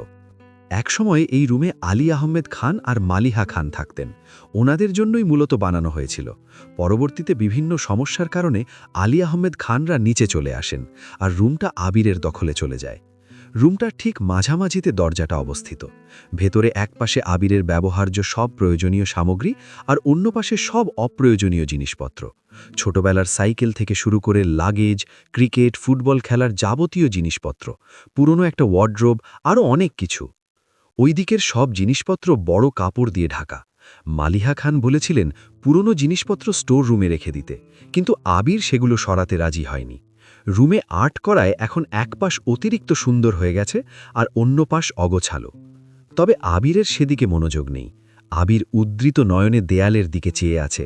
একবার চোখ পড়ছে নিজের নামের দিকে, পুনরায় নজর আটকায় মেঘের হাতের ছাপে, সেই সাথে লেখা মেঘ নামটার ওপর। অকস্মাৎ আবিরের মুখে হাসি ফোটে। অন্যদিকে তানভীর ভার্সিটির সামনে আসতেই সোহাগ আর শিমুলকে দেখতে পেল। ওরা তানভীরকে দেখেই হাসি মুখে এগিয়ে আসল। তানভীর প্রশ্ন করল, বন্যা কোথায়? সোহাগ এড়িয়ে গিয়ে বলল, চল আমাদের কাজটা আগে শেষ করে আসি, 5 মিনিটের কাজ। তানভীর জেদ করে বলল, বন্যার সাথে আগে দেখা করব, তারপর তোদের ব্যাপারটা ভেবে দেখব। সোহাগ হার মেনে বলল, 2টা মেয়ের সাথে ওই দিকে গেল। তানভীর ওদের দেখানো পথে বাইক স্টার্ট দিল। থামল ঠিক বন্যাদের পেছনে। বন্যারা পেছন ফিরে তাকিয়েও দেখল না। তানভীর ঘন ঘন হর্ন দিতে লাগল। এক প্রকার বিরক্ত হয়ে বন্যা পেছন ফিরতেই দেখল তানভীর বাইক থেকে নীরের দৃষ্টিতে চেয়ে আছে। বন্যা চেহারা স্বাভাবিক করার চেষ্টা করল। তানভীর গম্ভীর কণ্ঠে বলল, এদিকে আসো। বন্যা বান্ধবীদের দিকে তাকিয়ে ধীর গতিতে এগিয়ে আসলো। তানভীর প্রখর তপ্ত স্বরে বলল, ফোন দিলে ফোন রিসিভ করার প্রয়োজন মনে করো না, ইদানিং ফোন বন্ধ করে রেখেছ, সমস্যা কি? বন্যা স্বাভাবিক কণ্ঠে বলল, আমার ফোন নষ্ট হয়ে গেছে, নতুন ফোন কিনতে হবে, আব্বু বলছেন আগামী সপ্তাহে ফোন কিনে দিবেন। তানভীর সন্দিহান কণ্ঠে বলল, ও, আর কোনো কারণ নেই তো? বন্যা পাল্টা প্রশ্ন করে বলল, আর কি কারণ থাকবে? তানভীর অপরাধ বোধ নিয়ে বলল, ভাইয়া যখন অ্যাক্সিডেন্ট করেছিল তখন তোমাকে রাগে উল্টাপাল্টা কথা বলেছিলাম, তার জন্য দুঃখিত।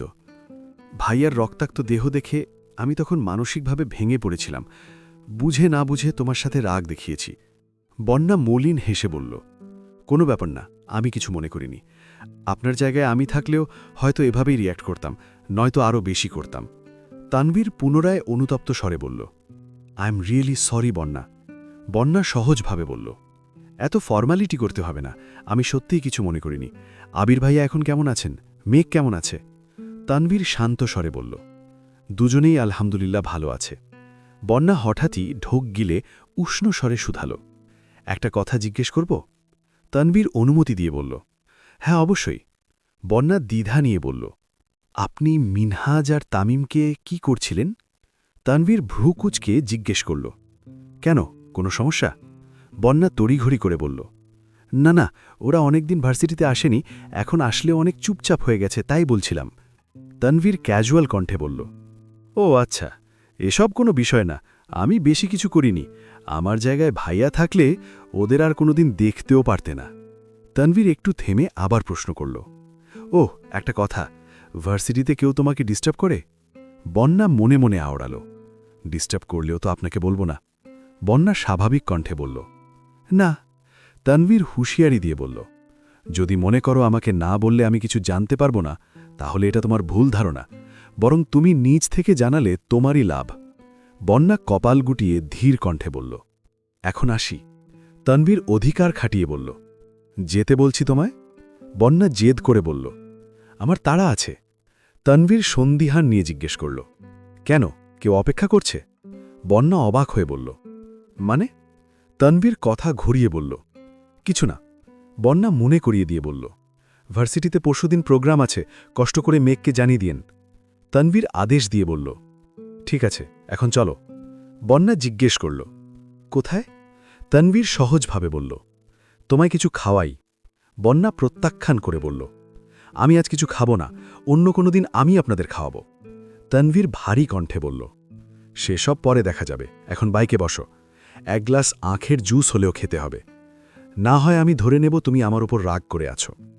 বন্যা অসহায় স্বরে বলল, আমি সত্যি রেগে নেই, বিশ্বাস করুন। তানভীর জোর দিয়ে বলল, মানলাম এবং বিশ্বাসও করলাম, এখন চলো। বন্যা দাঁতে দাঁত চেপে বাইকে উঠে বসল। ইচ্ছে না থাকা সত্ত্বেও তানভীরের সঙ্গে 2 গ্লাস আখের জুস খেয়েছে। শুধুমাত্র মেঘের ভাই বলে বাধ্য হয়ে বন্যা তানভীরের সাথে কথা বলে, না হয় কোনো দিন বলতো না। মিনহাজ আর তামিমকে বন্যা 2-1 বার জিজ্ঞেস করেছিল কি হয়েছিল বলতে, কিন্তু ওরাও কিছু বলে না, বারবার কথা এড়িয়ে যায়। তার জন্য বন্যাও তেমন জোর করে না। তবে ভালো কিছু যে ঘটেনি, বন্যা 100% নিশ্চিত। আবিরের অসুস্থতার পর থেকে মেঘ মিনহাজদের কথা ভুলেও ভাবে না। বন্যা কিছু বললেও তেমন পাত্তা দেয় না, এমনকি রেগুলার ভার্সিটিও আসে না। বাড়ির কেউ কিছু বললে শরীর খারাপ, মন খারাপ বলে নানান বাহানা দেয়, আর বাকি সব তানভীর সামলায়। না বোনকে কিছু বলতে পারে, আর না বাসায়। মেঘের চোখে তানভীর সেরা ভাই হলেও বন্যার চোখে তানভীর একজন রাজনীতিবিদ, দাপুটি, ভিলেন টাইপের ছেলে। এত বছর যাবৎ মেঘকে শাসন করা দেখে বন্যা তানভীরকে ভয় পেত। মেনহাজদের ঘটনার পর থেকে বন্যা আরও বেশি আতঙ্কে থাকে, দূরত্ব মেনটেন করে চলে। তানভীর বন্যাচির রিকশায় উঠিয়ে দিয়ে সোহাগদের কাছে আসছে। সোহাগ ঠাট্টার স্বরে বলল, আগে আসতেই চাইছিলি না, আর এখন? তানভীর মুচকি হেসে বলল, কতদিন পর মেয়েটাকে দেখলাম। সোহাগ মজা করে বলল, আহা, কত আবেগ। তানভীর প্রসঙ্গ পড়লে বলল, কোথায় যাবি বলছিলি, চল।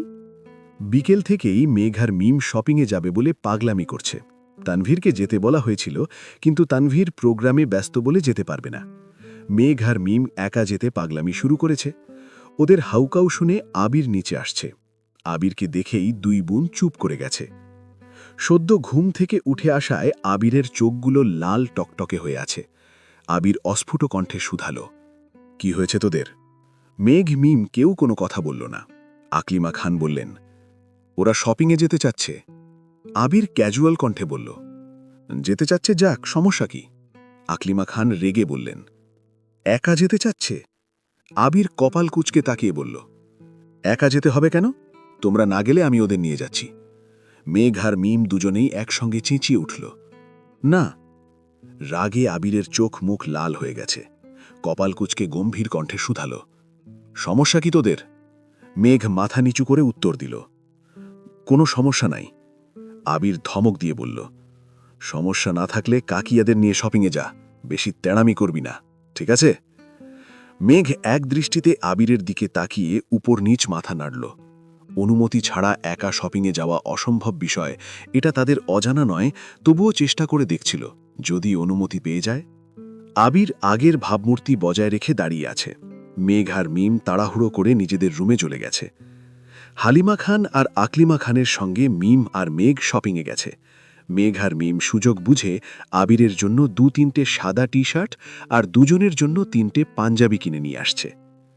মেঘরা বাসায় ফিরতেই তানভীর ভার্সিটির প্রোগ্রামের কথা বলেছে। আবিরও সেখানে উপস্থিত ছিল। মেঘ নিজের হাতের শপিং ব্যাগগুলো লুকিয়ে নিজের রুমে নিয়ে গেছে। আবির বিষয়টা খেয়াল করেও কিছু বলেনি। আবির রাতে ঘুমানোর জন্য রুমে ঢুকে দরজা চাপাতেই রীতিমতো আশ্চর্য হয়ে গেছে।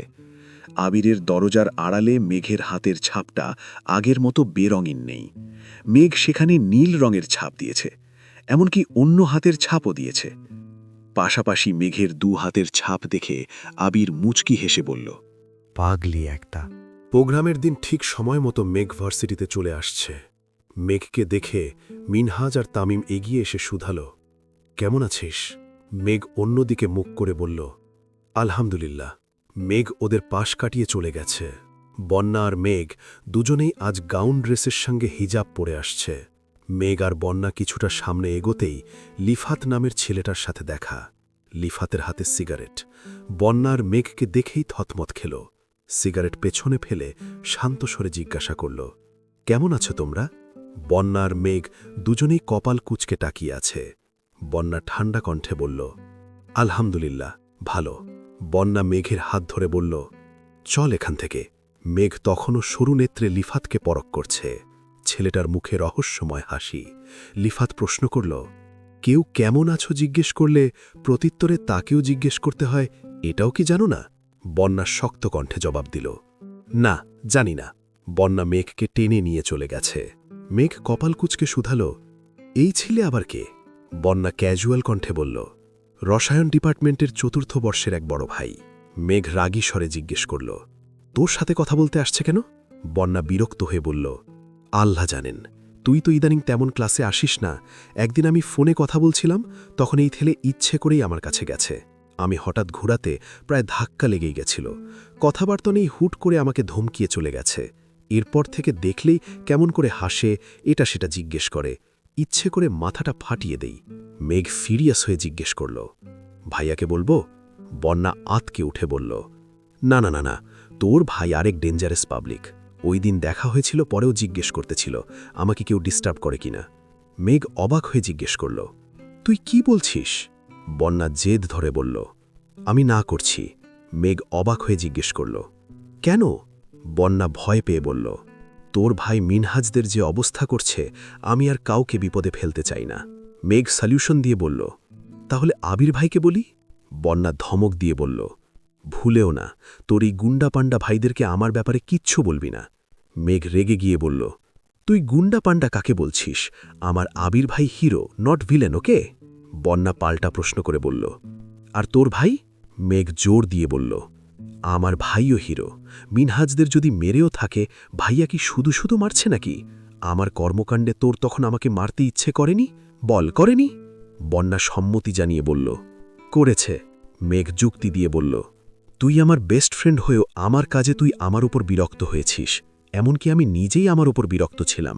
সেখানে ভাইয়া না মিনহাজকে চিনে আর না তামিমকে। আবির আর তানভীর ভাইয়ার প্রাণ এক সুতোয় বাঁধা। ওদের একজনের কিছু হলে আরেকজন জীবনের ঝুঁকি নিয়ে হলেও বাঁচাবে। সেখানে সামান্য মাইরার এমন কি? বন্যা ক্যাজুয়াল কণ্ঠে বলল, এখন চল, অনুষ্ঠান শুরু হয়ে যাবে। মেঘ আর বন্যা ভেতরে ঢুকল। পেছন দিকে বসতে যাবে এমন সময় ওদের একজন ক্লাসমেট সামনে থেকে ডেকে বলল, মেঘ, তোরা এখানে আয়, তোদের জন্য সিট আছে। মেঘ আর বন্যা এগিয়ে গেল। পাশাপাশি 2টা সিটে মেঘ আর বন্যা বসল। ওদের সামনের সারিতেই লিফাতের বন্ধুরা বসা। কয়েক মুহূর্তের মধ্যেই লিফাত এসে বসল। মেঘ আর বন্যা লিফাতকে দেখেই পেছনে চলে যাবার জন্য ফিসফিস শুরু করল। লিফাত পিছনে ঘুরে উত্তেজিত কণ্ঠে বলল, আরে তোমরা এখানে? কোনো কিছু লাগলে শুধু একবার বলবা, সাথে সাথে এনে দেব। বন্যা আর মেঘ দুজনেই রাগে ফুঁসছে। বন্যা কিছু বলতে যাবে, তার আগেই কেউ একজন রাগান্বিত কণ্ঠে বলে উঠল, তোর কলিজাটা আমার লাগবে, দে এখন। মেঘ আর বন্যা দুজনেই চুমকে উঠে পাশ ফিরে তাকাল। লিফাতও আতকে উঠে সেদিকে তাকাল। চোখ পর্যন্ত ঢেকে রাখা ক্যাপটা সরাতেই তানভীরের মুখটা স্পষ্ট দেখা গেল। লিফাতের দিকে অগ্নি দৃষ্টিতে তাকিয়ে আছে। তানভীরকে দেখে বন্যা আর মেঘ দুজনেই ভয় পাচ্ছে। লিফাত বেশ কিছুক্ষণ তীক্ষ্ণ দৃষ্টিতে তাকিয়ে হঠাৎই হেসে ফেলল। তানভীর চোখ মুখ কুঁচকে পুনরায় বলল, কি হলো, দিবি না?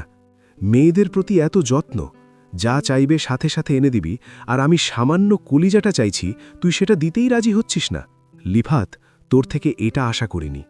লিফাত হঠাৎই অস্বাভাবিকভাবে হাসতে শুরু করল।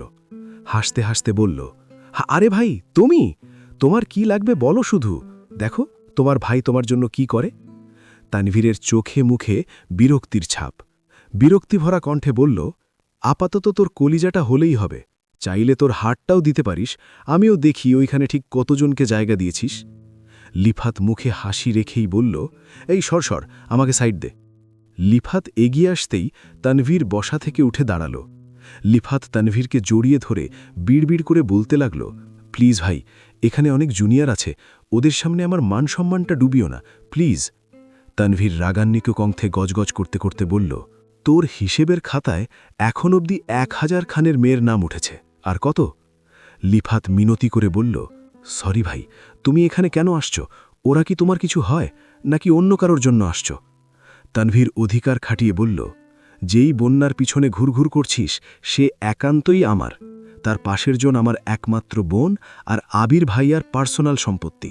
তুই ভুল জায়গায় হাত বাড়িয়েছিস লিফাত, তোকে কি করা উচিত নিজেই বল। লিফাত ভয়ে কাঁপতে কাঁপতে বলল, সরি ভাইয়া, প্লিজ মাফ করে দাও, আমি জানতাম না ওরা তোমার কাছের লোক। তানভীর সাবধান করে বলল, তোকে লাস্ট ওয়ার্নিং দিচ্ছি লিফাত, ভবিষ্যতে কোনো মেয়ের দিকে কুনজর দিলে সার্টিফিকেট নিয়ে বেরোতে পারবি না বলে দিলাম। লিফাত অনুনয় করে বলল, প্লিজ তানভীর ভাই, এমনটা করো না, প্রয়োজনে আমি তোমার পায়ে ধরে মাপ চাইব, আবির ভাইয়া কোথায় আছেন আমি ওনার পায়ে ধরে মাপ চেয়ে নেব, তবুও এমন কিছু করো না ভাই। তানভীর শীতল কণ্ঠে বলল, ঠিক আছে, লাস্টবারের মতো ছেড়ে দিচ্ছি। লিফাত একগাল হেসে বলল, থ্যাংক ইউ ভাই। তানভীর ভারী কণ্ঠে বলল, মনে থাকে যেন। লিফাত সম্মতি দিয়ে বলল, অবশ্যই। লিফাত নিজের চেয়ারে গিয়ে বসল। পেছন ফেরা তো দূর, ঘাড় পর্যন্ত কাত করছে না। তানভীর মেঘ আর বন্যার জন্য কিছু খাবার আগেই কিনে নিয়ে আসছিল। সেগুলো দিয়ে ক্যাপ পরতে পরতে বলল, আমি আসছি। মেঘ হাসি মুখে বলল, অনুষ্ঠান দেখবা না? তানভীর ক্যাজুয়াল কণ্ঠে বলল, আমি অনুষ্ঠান দেখতে আসিনি, যে কাজে এসছিলাম তা শেষ। অনুষ্ঠান শেষে বাসায় চলে যাস, উল্টোপাল্টা ঘুরিস না। তানভীর চলে গেছে। খুশিতে মেঘির চোখ চকচক করছে। বন্যার দিকে তাকিয়ে ঠোঁট বেঁকিয়ে হেসে বলল, দেখেছিস, আমার ভাই সেরাদের সেরা, তুই না বললেও ঠিকই জেনে ফেলছে। ওই ছেলে মাফ যে চাইছে দেখছিস। বন্যা ফোঁস করে শ্বাস ছেড়ে রাগী স্বরে বলল, তুই গিয়ে শুনছিলি মাফ নাও চাইতে পারে? মেঘ ভ্রু কুচকে বলল, এই তুই কি আমার ভাইয়ের পাওয়ার নিয়ে সন্দেহ করছিস? আমি শিওর এই ছেলে ভাইয়ার কাছে মাফ চেয়েছে। বিশ্বাস না হলে ছেলেকে ডাক দে, যদি স্বাভাবিকভাবে কথা বলে তাহলে বুঝবো ভাইয়া কিছু বলেনি, আর যদি কণ্ঠস্বর বদলে যায় তাহলে বুঝবো ভাইয়া ঝাড়ছে।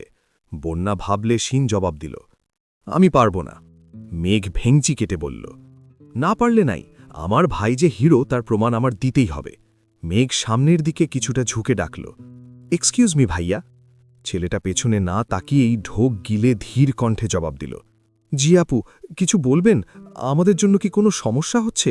আমরা কি পেছনে চলে যাব? মেঘ তাড়াহুড়ো করে বলল, না, পেছনে যেতে হবে না, আমাদের কোনো সমস্যা হচ্ছে না। মেঘ বন্যার দিকে তাকিয়ে মুচকি হেসে বলল, দেখলি, এর মধ্যে রাজনীতিবিদদের আগমন ঘটল। আশেপাশে বসা জুনিয়ররা সবাই দাঁড়িয়ে সালাম দিচ্ছে। মেঘ আর বন্যা স্বাভাবিকভাবেই বসে রইল। একজনের নজর মেঘদের দিকে পড়তেই সামনের 2-3 জনকে ডেকে বলল, অকস্মা তোরা থমকে গেল। ঘুরে এসে মেঘদের কাছে দাঁড়াল। মেঘ আর বন্যা মনে মনে ভয় পাচ্ছে, ভাবছে দাঁড়ায়নি বলে হয়তো ওনারা বকা দিতে আসছেন। তাদের মধ্যে একজন মেঘকে উদ্দেশ্য করে বলে উঠলেন, আসসালামু আলাইকুম আপু। মেঘ বলল, ওয়ালাইকুম আসসালাম। ছেলেটি বলল, তোমরা এত পেছনে বসছো কেন? আসো, সামনে এসে বসো। মেঘ আর বন্যা দুজনেই থতমত খেয়ে বলল, না ভাইয়া, আমরা এখানেই ঠিক আছি। ছেলেটি বিনয় করে বলল, তা বললে হবে না আপু, আবির ভাইয়াকে এত করে রিকোয়েস্ট করার পরও উনি আমাদের প্রোগ্রামে আসেননি। অবশ্য তার জন্য আমরাই দায়ী। ভাইয়া বারবার বলেছিল ওনাকে নিয়ে কোনো রকম প্ল্যান না করতে, কিন্তু আমাদের মন তাতে সায় দেয়নি। ভাইয়ার জন্য স্পেশাল আয়োজন করেছিলাম। ভাইয়া কোনোভাবে খবর পেয়েছে, তারপর আর প্রোগ্রামেই আসেনি। সেসব পুরনো কথা বাদ দেয়। এখন তোমরা যেহেতু আজকের প্রোগ্রামে আসছো, আমাদের উচিত তোমাদের সর্বোচ্চ আপ্যায়ন করা। প্লিজ তোমরা সামনে এসে বসো, প্লিজ। 4-5 জন একসঙ্গে রিকোয়েস্ট করতে শুরু করে দিয়েছে। ওনাদের এত রিকোয়েস্ট করা দেখে মেঘ আর বন্যা ভীষণ লজ্জায় পড়ে গেছে। পুরো হলের মানুষ দাঁড়িয়ে তাকিয়ে আছে মেঘ আর বন্যার দিকে। যাদের দাপটে সবাই আতঙ্কে থাকে, সেখানে তারা প্রথম বর্ষের 2 মেয়েকে এত রিকোয়েস্ট করতেছে, এটা সবার কল্পনার বাহিরে। মেঘ আর বন্যা বাধ্য হয়ে সামনে গিয়ে বসল। এত সামনে বসে প্রোগ্রাম দেখতে মেঘ আর বন্যার দুজনেরই অস্বস্তি লাগছে। উঠে যেতেও পারছে না। একটু নড়লেই 2-1 জন এগিয়ে এসে জিজ্ঞেস করে, আপু কোনো সমস্যা, কিছু লাগবে? তাই উঠে যেতেও পারছে না। প্রোগ্রামের বিরতিতে মেঘদের খাবার পর্যন্ত দিয়ে গেছে। তানভীর নিজেও অনেক খাবার কিনে দিয়ে গেছিল। মেঘ আর বন্যা শুধু মুখ চাওয়াচাওয়ি করছে, কিছুই খেতে পারছে না। মেঘ বাধ্য হয়ে আবিরকে কল দিল। আবির অফিসে কাজ করছিল। গতকাল থেকেই অফিসে আসছে। অফিসে আসলেও এখনও বাইক চালানোর অনুমতি পায়নি আবির। 2 দিন যাবৎ আলী আহমেদ খান নিজের সাথেই আবিরকে অফিসে নিয়ে যান। আবিরও বাধ্য ছেলের মতো আব্বুর সঙ্গেই যায়। মেঘ কল দিতেই আবির মুচকি হেসে কল রিসিভ করল। মেঘ সালাম দিল। আবির সালামের উত্তর দিয়ে শোধাল, কি ব্যাপার, তাদের আপ্যায়নে অতিষ্ঠ হয়ে যাচ্ছিস? মেঘ উদ্বেগপূর্ণ কণ্ঠে জানতে চাইল, আপনি কিভাবে জানেন? আবির আত্মবিশ্বাসের সাথে বলল, তোর আশেপাশে কখন কি ঘটনা ঘটে সব আপডেটই আমার কাছে থাকে। মেঘ জিজ্ঞেস করল, উনারা কল দিয়েছিল? আবির গম্ভীর কণ্ঠে বলল, আমায় না জানিয়ে তোকে কিছু বললে ওদের যে কি অবস্থা হবে, এটা তুই না জানলেও ওরা খুব ভালো করে জানে। খাবার খাইছিস? মেঘ বলল, না। আবির বুঝিয়ে বলল, খাবে তখন নিও, না হয় একটার পর একটা দিতেই থাকবে। ওদের অতিরিক্ত ভালোবাসায় অতিষ্ঠ হয়ে আমি যোগাযোগ কমিয়ে ফেলেছি। এতদিনে তোকে পেয়েছে, তোকে ঠিকঠাক আপ্যায়ন না করতে পারলে ওরা ঘুমিয়েও দুঃস্বপ্ন দেখবে, বুঝলি?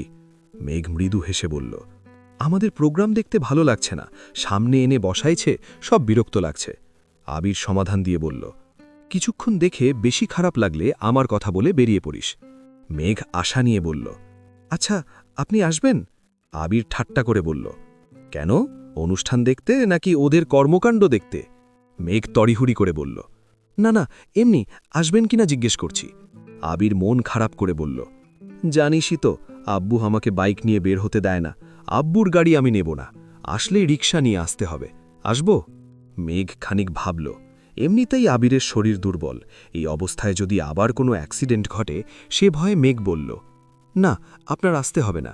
আবির অস্থির হয়ে বলল, রাগ করছিস? আমি রিক্সা নিয়ে আসি, সমস্যা নেই। মেঘ বুঝিয়ে বলল, সত্যি রাগ করিনি, আপনি পুরোপুরি সুস্থ হলে অনেক ঘুরতে পারব। এখন না হয় বড় আব্বুর লক্ষ্মী ছেলে হয়েই থাকুন। আবির নিঃশব্দে হেসে বলল, সাবধানে থাকিস, আর কোনো সমস্যা হলে জানাইস। মেঘ ঠাট্টার স্বরে বলল, জানাবো না। আবির অবাক হয়ে বলল, কেন? মেঘ গর্ব করে বলল, কারণ আমি জানি আমার কোনো সমস্যা হওয়ার আগেই কেউ না কেউ কোনো না কোনোভাবে আমাকে প্রোটেক্ট করবেই। আবির মুগ্ধ হয়ে বলল, এত কনফিডেন্ট? মেঘ স্যালিউট দেওয়ার ভঙ্গিতে বলল, ইয়েস স্যার। আবির হেসে বলল, ওকে ম্যাম, পাকনামি রেখে এখন খেয়ে নেন। মেঘ বাধ্য হয়ে বলল, আচ্ছা আপনি খেয়েছেন?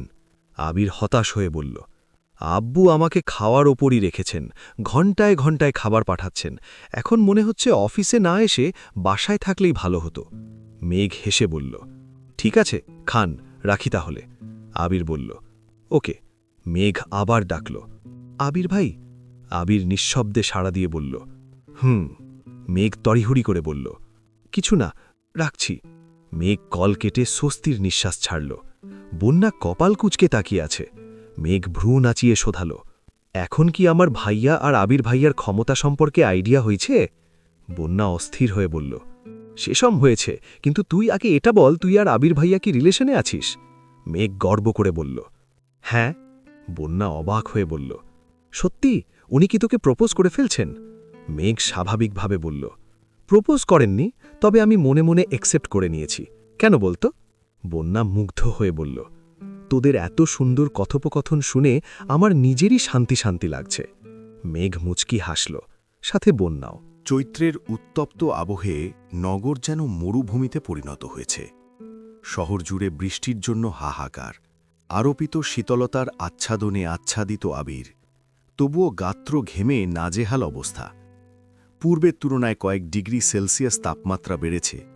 এক ফোঁটা বৃষ্টির আশায় সবাই অসহায়ের মতো আকাশের পানে ছেয়ে আছে। অসহ্য গরমের জন্য আজ অফিস একটু তাড়াতাড়ি ছুটি হয়েছে। আবিরকে ফুপ্পি সকাল থেকে অনেকবার কল দিচ্ছিল। আবির সুস্থ হয়েছে শুনে বারবার যেতে বলছিল, কিন্তু আলী আহমদ খান আবিরকে কোনো মতেই যেতে দেবেন না। অন্ততপক্ষে এই ভর দুপুরে তো নয়ই, এমনকি বিকেলেও যেতে দেননি। আবিরও বাবার মুখের ওপর কিছু বলেনি। আবির বাসায় ফেরার পর থেকেই দেখছে মেঘ আর মিম মামুনিদের পেছন পেছন ঘুরঘুর করছে। মামুনিরা বারবার বারণ করছে দেখে আবির এগিয়ে গিয়ে শুধালো, কি হয়েছে তোদের? মিম চট করে বলল, ফুপ্পি কল দিয়েছিল, আমাদেরকে বাসায় যেতে বলেছেন, কিন্তু আম্মুরা যেতে দিচ্ছে না। আবিরের কপালে কয়েক স্তর ভাঁজ পড়েছে। উদ্বিগ্ন কণ্ঠে বলল, ফুপ্পি সকাল থেকে আমাকেও বারবার কল দিচ্ছেন, কোনো সমস্যাই হলো কিনা? আবির ফের জিজ্ঞেস করল। মামুনি, তোমাদের কিছু বলেছে? আকলিমা খান স্বাভাবিকভাবে বললেন, তেমন কিছু বলেনি, শুধু বলছেন তোরা যেন রাতে ওখানে খাওয়া দাওয়া করিস। আবির অবাক হয়ে বলল, তোমাদের কিছু বলেনি? আকলিমা খান বিস্তারিত বললেন, আমাদের শুক্রবারের দাওয়াত দিয়েছে, আবার বলল আসিফ আর আরিফকে পাঠিয়ে দাওয়াত দেবে, তোর আব্বুকেও কল দিয়ে বলবে বলল। আবির স্বাভাবিকভাবে বলল, আমি ভেবেছিলাম শুধু আমাকেই কল দিচ্ছে। সকালে বলছি বিকেলে আসতে পারি, কিন্তু গরমের জন্য আব্বু যেতে দেননি, জোর করে বাসায় নিয়ে আসছে। আকলিমা খান যুক্তি দেখিয়ে বললেন, রাতে ঝড় হতে পারে ভেবে তোর চাচ্চুও ওদের পাঠাতে না করল। এদিকে আফা বারবার কল দিয়েই যাচ্ছে। তানভীরও কল দিয়ে বলল ওদের পাঠাতে। তানভীর নাকি কাজ শেষ করে ফুপ্পি বসায় যাবে। আবির সিদ্ধান্ত নিয়ে বলল, আচ্ছা, আমি ফুপ্পির সাথে কথা বলছি, শুক্রবারে সবাই গেলে আজ তাহলে কারোর যাওয়ার প্রয়োজন নেই। আকলিমা খান স্বস্তির সাথে বললেন, সেই বরং ভালো, তুই কথা বলে দেখ। আবির ফোন হাতে নিয়ে চলে যাচ্ছে। মেঘ কপাল গুটিয়ে আবিরের দিকে তাকিয়ে আছে। আবির একটু দূরে যেতেই মেঘ দ্রুত আবিরের কাছে গিয়ে হাতে চিমটি কাটল। আবির তাকাতেই মেঘ ফোঁস করে শ্বাস ছেড়ে তাকাল। মেঘের চোখের পাপড়ি ঘন ঘন কাঁপছে। হালিমা খান, আকলিমা খান আর মিম তিনজনের নজরই মেঘের দিকে। মেঘ তড়িঘড়ি করে আবিরের থেকে কিছুটা দূরে সরে দাঁড়াল। মেঘ চোখ মুখ গুটিয়ে কিছু একটা বোঝাতে চাচ্ছে। মেঘের ইশারায় বোঝানো কথা আবিরের বোধগম্য হল না। পরপর দুবার ভ্রু নাচিয়ে নিঃশব্দে প্রশ্ন ছুঁড়ে দিল। মেঘ চাপা স্বরে বিড়বিড় করে বলল, আজ আইরিনের জন্মদিন, সে বায়না ধরেছে আজ আমাদের নিজে হাতে রান্না করে খাওয়াবে, তার জন্যে ফুপ্পি বারবার কল দিচ্ছেন। আবির মৃদু স্বরে প্রশ্ন করল, তোকে কে বলছে? জান্নাত আপু। আচ্ছা, দেখছি কি করা যায়। আবির আলী আহমদ খানের রুমে চলে গেছে। মেঘকে ডেকে আকলিমা খান জিজ্ঞেস করলেন, আবিরকে কি বলছিস? মেঘ হাসি মুখে বলল, দেখো কাকিয়া, ফুপ্পিরা সবাই আমাদের বাসায় আসছে, খাওয়া দাওয়া করেছে, সারা দিন সময় দিয়েছে। প্রথমবার ফুপ্পি আমাদের যেতে বলছেন, আমাদের কি যাওয়া উচিত না বলো? অবশ্যই উচিত, কিন্তু তোর আব্বু যে না করে গেল। আবির ভাই বড় আব্বুর সাথে কথা বলতে গেছেন, দেখবা বড় আব্বু রাজি হয়ে গেছে, তখন আব্বু আর কিছুই বলতে পারবে না। আকলিমা খান হেসে বললেন, তোদের মাথায় সারাক্ষণ শুধু দুষ্টু বুদ্ধি ঘুরে, তাই না? মেঘ আর মিম দুজনেই হাসছে। এর মধ্যে আবির বেরিয়ে এসে বলল, হাসাহাসি রেখে এখন রেডি হতে যা, কিছুক্ষণের মধ্যেই বেরোতে হবে। হালিমা খান প্রশ্ন করলেন, আবির, তুই কি বাসা চিনিস? আচমকা এমন প্রশ্নে আবির থতমত খেল, নীরবে ঢোক গিলল। মেঘ শান্ত স্বরে বলল, আজকাল বাড়িঘর চিনতে হয় না, বুঝছ আম্মু? ফোন নাম্বার আছে, গুগল ম্যাপ আছে, কোনো না কোনোভাবে চলে যাওয়া যাবে। হালিমা খান আর কিছু বললেন না। মেঘ, মিম আর আদিকে উদ্দেশ্য করে বললেন, চল চল, রেডি হতে হবে। আদি আমতা আমতা করে বলল, আমি আম্মুকে ছাড়া যাব না, তোমরা যাও। মেঘ কপাল গুটিয়ে বলল, তুই কবে বড় হবি? মিম চল, আমরাই যাই। আবিরের সহজ স্বীকৃতি, তোরা রেডি হয়ে আমাকে ডাকিস। ঠিক আছে। মেঘ সঙ্গে সঙ্গে চোখ নামিয়ে নিল।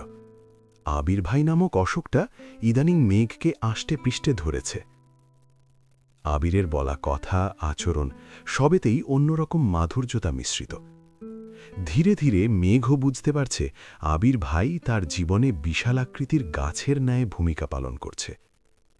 গাছের শেকড় আর ঢালপালার মতোই মেঘকে সকল প্রকার অশুভ আঁচ থেকে আগলে রাখছে। আইরিনের জন্য গিফট কিনে যথাসময়ে বাসায় উপস্থিত হয়েছে। ততক্ষণে তানভীরও চলে আসছে। আড্ডা খাওয়া দাওয়া শেষে প্রায় অনেক রাত করে ফুপ্পি বাসা থেকে বেরিয়েছে। ততক্ষণে আকাশ ঘুটঘুটে অন্ধকার হয়ে গেছে। মাঝে মাঝে বিদ্যুৎ চমটাচ্ছে, সাথে মেঘের গর্জন। মেঘ উৎফুল্ল মেজাজে সামনে হাঁটছে। তানভীর বাসা থেকে বেরিয়ে তপ্ত স্বরে বলল, ভাইয়া, অনেক রাত হয়ে গেছে, তুমি বরং বনুকে নিয়ে বাইক দিয়ে চলে যাও। আবির যুক্তি দেখিয়ে বলল, বাসা থেকে অনুমতি নিয়ে প্রথমবারের মতো ওকে নিয়ে রাতের বেলা বেরিয়েছি, এত তাড়াতাড়ি বাসায় চলে গেলে কিভাবে হবে? তাছাড়া আব্বু আমায় বাইক চালানোর অনুমতি দেননি। হাজার হোক আমি আব্বুর বাধ্য সন্তান, আব্বুর অনুমতি ব্যতীত বাইক চালাতে পারি না। তানভীর রাগী স্বরে বলল, দিনের অবস্থা ভালো না, কিছুক্ষণের মধ্যেই বৃষ্টি নামবে, তারপর ভিজে যেতে হবে। আবির ক্যাজুয়াল কণ্ঠে বলল, ভিজলাম, সমস্যা কি? জ্বর হলে না হয় দুজনেরই হলো। তানভীর রাগী স্বরে বলল, একবার জ্বরে ভোগের শিক্ষা হয়নি তোমাদের? আবির নাক কুচকে বলল, তখন কি একসাথে ভিজছিলাম নাকি? তাছাড়া মাঝে মাঝে বৃষ্টি বিলাস করা ভালো, এতে ভালোবাসা বাড়ে, বুঝছ? তানভীর তাচ্ছিল্য করে বলল, হ্যাঁ, তোমার প্রেম বিষয়ক আজগুবি লজিক খুব ভালোভাবেই বুঝতে পারছি। আবির এগিয়ে যেতে যেতে বলল, তুই কিন্তু একা বাসায় যাইস না। তানভীর চিবিয়ে চিবিয়ে বলল, হ্যাঁ হ্যাঁ, তোমাদের জন্য আমি এখন গাছতলায় বসে থাকি আর শুধু শুধু বৃষ্টিতে ভিজি নাকি? আবির ঘাড় ঘুরিয়ে মুচকি হেসে বলল, ভাইও তোর, বোনও তোর, তাই দায়িত্বটাও তোরই। আবির হাসতে হাসতে সামনে চলে গেছে। তানভীর না চাইতে মৃদু হাসল। আবিরের যখন যা ইচ্ছে হয় তাই করে, এটা তানভীরের থেকে আর কেউই ভালো জানে না। আবিরের সব পাগলামির একমাত্র সাক্ষী তানভীর। আবিরের বৃষ্টিতে ভিজতে ইচ্ছে হচ্ছে, মানে এখন তাকে ভিজতেই হবে। তানভীর বাইক স্টার্ট দিয়ে ওদের পাশ কাটিয়ে যেতে যেতে আবারও বলল, তাড়াতাড়ি চলে এসো। মেঘ আশেপাশে তাকাচ্ছে আর গুটি গুটি পায়ে হাঁটছে। কিছুক্ষণ রাস্তাটা ভালোভাবে পর্যবেক্ষণ করে হঠাৎ প্রশ্ন করল, এই রাস্তা দিয়ে গাড়ি নিয়ে ঢুকায় যেত, তাহলে আনেননি কেন গাড়ি? আবির এড়িয়ে গিয়ে বলল, কেন আনিনি তার উত্তর এখন তোকে দিতে পারব না, সময় হলে নিজেই বুঝতে পারবি। মেঘ বলার মতো কথা খুঁজে পাচ্ছে না বলে চুপচাপ হাঁটছে। আবিরও নিশ্চুপ হাঁটছে। কোলাহল শূন্য নির্জন পথ, রাস্তা, গুটি কয়েক বাইক আপন গতিতে ছুটছে। ফুপ্পিদের বাসার গলি থেকে বেরিয়ে অনেকটা এগিয়ে মেঘ হঠাৎই আকুল কণ্ঠে শুধাল, আমরা বাসায় যাব কিভাবে? আবির ক্যাজুয়াল কণ্ঠে বলল, বাসায় না গেলে হবে না। মেঘ অবিশ্বাস্য দৃষ্টিতে আবিরের দিকে চেয়ে আছে। এমনিতেই অনেক রাত হয়ে গেছে, কোথায় তাড়াতাড়ি বাসায় যাওয়ার ব্যবস্থা করবেন তা না উল্টো মজা করছেন। ধীরে ধীরে বৃষ্টি পড়তে শুরু হয়েছে। মেঘের গর্জনের শব্দ আর বৃষ্টির বড় বড় ফোঁটা দেখে মেঘ ভেতরে ভেতরে ভয় পাচ্ছে। দিনের বেলা বৃষ্টি তার খুব বেশি পছন্দ হলেও রাতের বেলা বিদ্যুৎ চমকালেই মেঘের কলিজা শুকিয়ে যায়। আতঙ্কে মেঘের হাঁটার গতি কমে গেছে, বারবার আকাশের পানে তাকাচ্ছে আর আস্তে আস্তে হাঁটছে। আবির বেশ কিছুক্ষণ যাবৎ মেঘের হাবভাব পর্যবেক্ষণ করে শুধাল, কোনো সমস্যা? মেঘ কাঁদো কাঁদো মুখ করে বলল, আপনি গাড়িটা নিয়ে আসেননি কেন? আমার ভয় লাগতাছে, রাস্তায় একটা রিকশাও নেই এখন, কিভাবে বাসায় যাব? আবিরের নির্লিপ্ত জবাব এলো, আমি ভেবেছিলাম তুই অনেক সাহসী মেয়ে। মেঘ ঠান্ডা কণ্ঠে বলল, আমি দিনের বেলা সাহসী, কিন্তু রাতের বেলা ভীষণ ভীতু। আবির শান্ত চোখে চেয়ে মনে মনে কিছু একটা ভেবে মৃদু হাসল। মেঘের সেদিকে মনোযোগ নেই। একবার বিদ্যুৎ চমকাচ্ছে আর মেঘের গা কেঁপে উঠছে। আবির উদাসীন কণ্ঠে শুধাল, আমি কাছে থাকা সত্ত্বেও তুই এত ভয় পাচ্ছিস? তাহলে আমি থেকে কি লাভ হলো? মেঘ নিশ্চুপ। ফুটপাত দিয়ে হাঁটছে দুজন, কারো মুখেই কোনো শব্দ নেই। আবির কিছু বলতে চেয়েও বারবার ঢোক গিলে কথা গিলছে। বৃষ্টি স্নাত পথে প্রেয়সীর হাতে হাত রেখে বুকের বাম প্রকোষ্ঠে লুকায়িত কথাগুলো বলার সুপ্ত ইচ্ছে আবিরের মনে ঘুরপাক খাচ্ছে। কিন্তু অদ্ভুত এক দেওয়াল বারবার আটকে দিচ্ছে আবিরকে। পরিবার নামক বেড়াজালে আবির আবদ্ধ হয়ে আছে। মেঘ আবিরকে ভালোবাসে, অনেক বেশিই ভালোবাসে, কিন্তু আবিরকে পাওয়ার জন্য আদৌ কি মেঘ পরিবারের সামনে দাঁড়াতে পারবে? যেখানে আবির নিজেই বাড়ির সবার মুখোমুখি হওয়ার জন্য নিজেকে যোগ্য ভাবতে পারছে না, সেখানে মেঘ তো কিছুই না। ক্ষণে ক্ষণে বৃষ্টি বাড়ছে, সেই সাথে বিদ্যুৎ চমকানোর মাত্রাও বেড়েছে। দুজনেই কাকভেজা হয়ে গেছে। আবিরের পরনে নেভি ব্লু রঙের শার্টটা ভিজে গায়ের সঙ্গে একবারে লেপটে গেছে। ফোন আর ওয়ালেটটা ফুপ্পিদের বাসা থেকেই পলিথিনে পেঁচিয়ে নিয়ে আসছিল। মেঘ আজ 3 পিস পরেছিল, চুলে খোপা করে মাথায় ওড়না দিয়েছিল, কিন্তু বৃষ্টিতে ভিজে নাজেহাল অবস্থা হয়ে গেছে। সরু রাস্তায় বড় বড় কদম ফেলায় আবির মেঘের থেকে কিছুটা এগিয়ে গেছে। প্রবল বৃষ্টিতে মেঘ হাঁটতেই পারছে না। আবির সামনে থেকে মেঘের দিকে তাকালেই মেঘ তেজপূর্ণ কণ্ঠে বলে উঠল, আপনি আমায় ফেলে চলে যাচ্ছেন কেন? দেখছেন না আমি ভয় পাচ্ছি? আবিরের পদযুগল থমকে গেছে। এক পলক সামনে তাকালো, পুনরায় আর চোখে চেয়ে গুরুগম্ভীর কণ্ঠে বলে উঠল, কোলে নিতে হবে? মেঘ শশব্যস্ত হয়ে আবিরের দিকে তাকালো। সহসা মনে পড়ে গেছে আবিরের সঙ্গে কোনো এক বিকেলে বৃষ্টিতে ভেজার ঘটনা। সেদিন হোঁচট খাওয়ার পরপর আবিরের কোলে তোলার ঘটনা মনে পড়তেই মেঘ থতমত খেয়ে বলল, না না, আপনি শুধু আমার কাছাকাছি থাকুন। আবির নিজের হাত বাড়াল। মেঘ এক হাতে আবিরের হাতটা ধরার চেষ্টা করল, কিন্তু মেঘের ছোট্ট হাত আবিরের মোটা হাতকে ঠিকমতো ধরতে না পেরে সহসা 2 হাতে আবিরের বাহু চেপে ধরেছে। আবির চাপা স্বরে বলল, মুরগির কলিজা নিয়ে রাতে ঘুমাস কিভাবে তুই? মেঘ ঠোঁট উল্টিয়ে আবিরের দিকে তাকাতেই আবারও বিদ্যুৎ চমকাল। মেঘ ভয়ে 2 হাতে আবিরের বাহু আরও শক্ত করে ধরেছে। আবিরের নিজের অন্য হাত মেঘের হাতের উপর রেখে কোমল কণ্ঠে বলল, ভয় পাইস না, আমি আছি তো। আবিরের স্পর্শ, সেই সঙ্গে মোলায়েম কণ্ঠে বলা ছোট্ট একটা কথাতেই মেঘের মন থেকে ভয় ডর সব একেবারে চলে গেছে। দীর্ঘ নিঃশ্বাস ছেড়ে আকাশের পানে চেয়ে মুচকি হেসে বলল, আমার আবির ভাই আমার পাশে থাকলে আর কিচ্ছু চাই না। যদি আজ আমার মৃত্যুও হয়, তবে যেন আবির ভাইয়ের বুকে মাথা রেখে মরতে পারি। আস্তে আস্তে মেঘের ভয় অনেকটাই কেটে গেছে। আবিরের হাঁটার সাথে তাল মিলিয়ে মেঘও নিজের মতো হাঁটছে। তবে আবিরের হাত একবারের জন্যও ছাড়ছে না। মেঘ আর আবির ফুপ্পিদের বিষয়ে টুকিটাকি কথা বলছে। এত বছর আবিরকে নিয়ে তেমন মাথা না ঘামালেও এখন আবিরের ব্যাপারে মেঘের খুব চিন্তা। মেঘ আচমকা প্রশ্ন করে বসল, আবির ভাই, আপনি কি এখনও সিগারেট খান? আবির ভ্রু গুটিয়ে বলল, না। কেন? মেঘ জেরা করে বলল, সত্যি করে বলুন, আপনি কবে থেকে সিগারেট খাওয়া শুরু করেছিলেন আর কবে শেষ করেছেন, নাকি এখনও খান?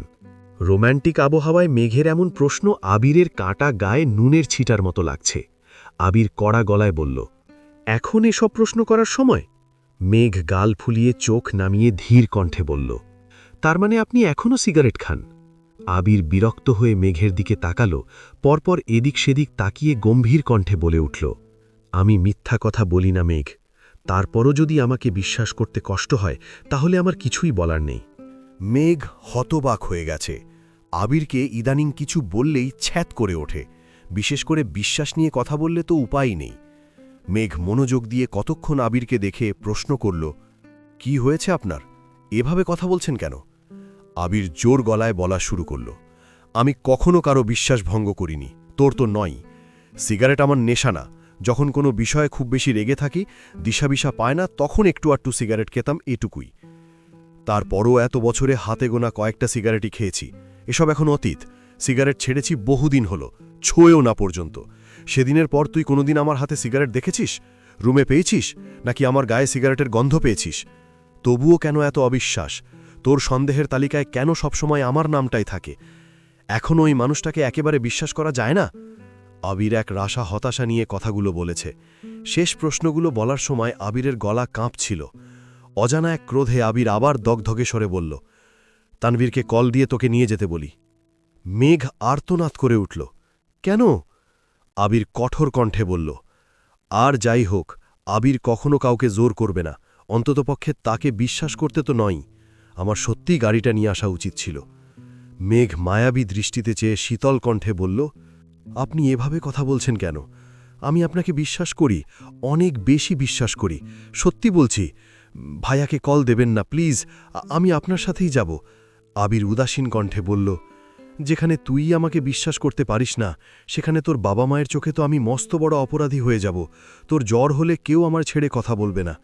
আবির দুপা এগোতেই মেঘ এক হাতে আবিরের আঙুল ধরার চেষ্টা করে, কিন্তু আবির আঙুল ছাড়িয়ে এগিয়ে যেতেই মেঘ তড়িঘড়ি করে আবিরের সামনে গিয়ে সরাসরি আবিরের শার্ট আঁকড়ে ধরে সাফাই দেওয়ার মতো করে আকুল কণ্ঠে বলে উঠল, আমি আর কোনোদিন আপনাকে এমন কথা বলবো না, আপনাকে কখনো অবিশ্বাস করব না।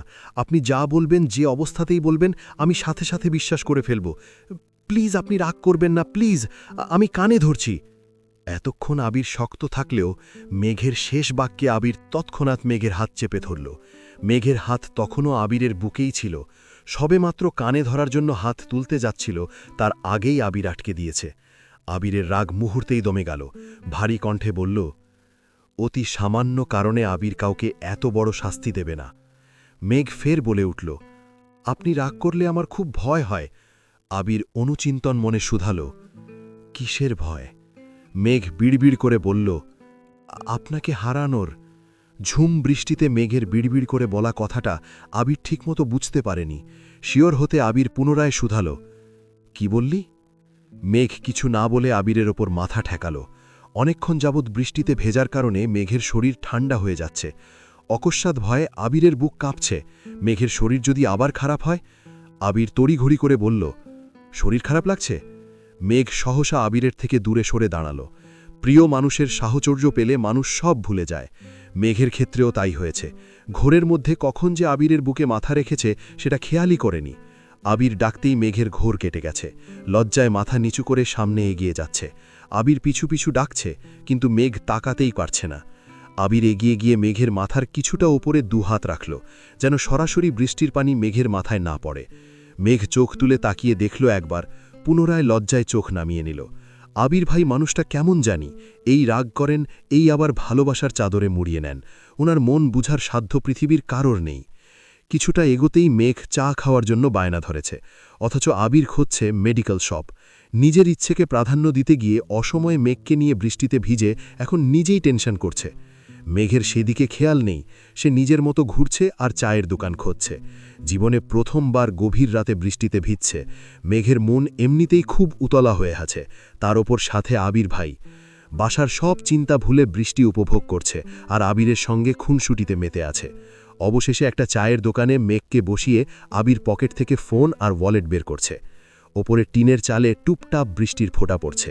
মেঘ আপন মনে বসা থেকে সেই চালের দিকে চেয়ে আছে। টিনের চালের মাতাল করা শব্দে মেঘের ভাবনারা ছন্ন ছাড়া হয়ে যাচ্ছে। মেঘ আবিরের দিকে তাকাতেই আবির বলে উঠল, বৃষ্টির শব্দটা ভালো লাগছে? মেঘ উচ্ছ্বসিত হয়ে বলল, হ্যাঁ, আগে বর্ষাকালে নানা বাড়ি গেলে এই শব্দটা শুনতাম, অনেক ভালো লাগত। কত বছর পর আবার শুনছি। আবির প্রশ্ন করল, লাল চা খাবি নাকি দুধ চা? মেঘ বলল, লাল চা খাবো। আবির হেসে বলল, ঠিক আছে ম্যাম। আবির চলে গেল। হঠাৎই মেঘের কানে আবিরের কণ্ঠ বেজে উঠল, মামা, আপনি বসুন, চা আমি বানাচ্ছি। মেঘ আতকে উঠে পিছনে ঘুরল। সত্যি সত্যি আবির চা বানাচ্ছে। মেঘ তৎক্ষণাৎ বসা থেকে উঠে দাঁড়াল। ভেতরে থাকা হৃৎপিণ্ড ছুটছে দিক বিদিক, ঠোঁটে ফুটে উঠেছে প্রশান্তির হাসি। অকস্মাৎ মনে দুশ্চিন্তারাও ভর করেছে। নিজের অজান্তেই বলে উঠল, এত সুখ আমার কপালে সইবে তো। সঙ্গে সঙ্গে মেঘ নিজের মাথায় ঠট্টা মেরে বলল, কি সব বাজে কথা ভাবছিস? আবির 2 কাপ চা নিয়ে এগিয়ে আসলো। আদা লেবু দিয়ে 2 কাপ চা নিয়ে আসছে। আবিরকে দেখে মেঘ পুনরায় চেয়ারে বসল। মেঘ পেয়ে 1 কাপ চা দিয়ে আবির পাশের চেয়ারে বসে চায়ে চুমুক দিল। মেঘ 1 চুমুক চা খেয়ে মেঘ মুগ্ধ হয়ে আবিরের পানে চেয়ে জিজ্ঞেস করল, আপনি আর ঠিক কি কি পারেন একটু বলবেন? আবির নির্বিকার ভঙ্গিতে বলল, বলতে পারবো না, তবে প্র্যাকটিক্যালি সব পারব। মেঘ প্রশংসা করে বলল, বাহ, বড় আব্বু আর বড় আম্মুর একমাত্র ভদ্র ছেলে। আপনি ছেলে হয়েও যা পারেন, আমি মেয়ে হয়েও তা পারি না। আবির উদ্গ্রীব হয়ে বলল, আমি কখনোই ভদ্র ছেলে ছিলাম না। আমি 1 নম্বরে অসভ্য আর অভদ্র একটা ছেলে। তাছাড়া তোকে কাজ শিখতে বলেছে কেউ? তোর যখন যা লাগবে শুধু অর্ডার করবি। মেঘ প্রশ্ন করল, আপনি অভদ্র এটা কে বলছে? আবির বলল, তোর আব্বু। মেঘ হেসে বলল, আব্বুর চোখে দুনিয়ার সব ছেলেরাই অভদ্র। দেখবেন দুদিন পর থেকে আদিকেও এভাবেই কথা শোনাবে। আবিরও মলিন হাসল।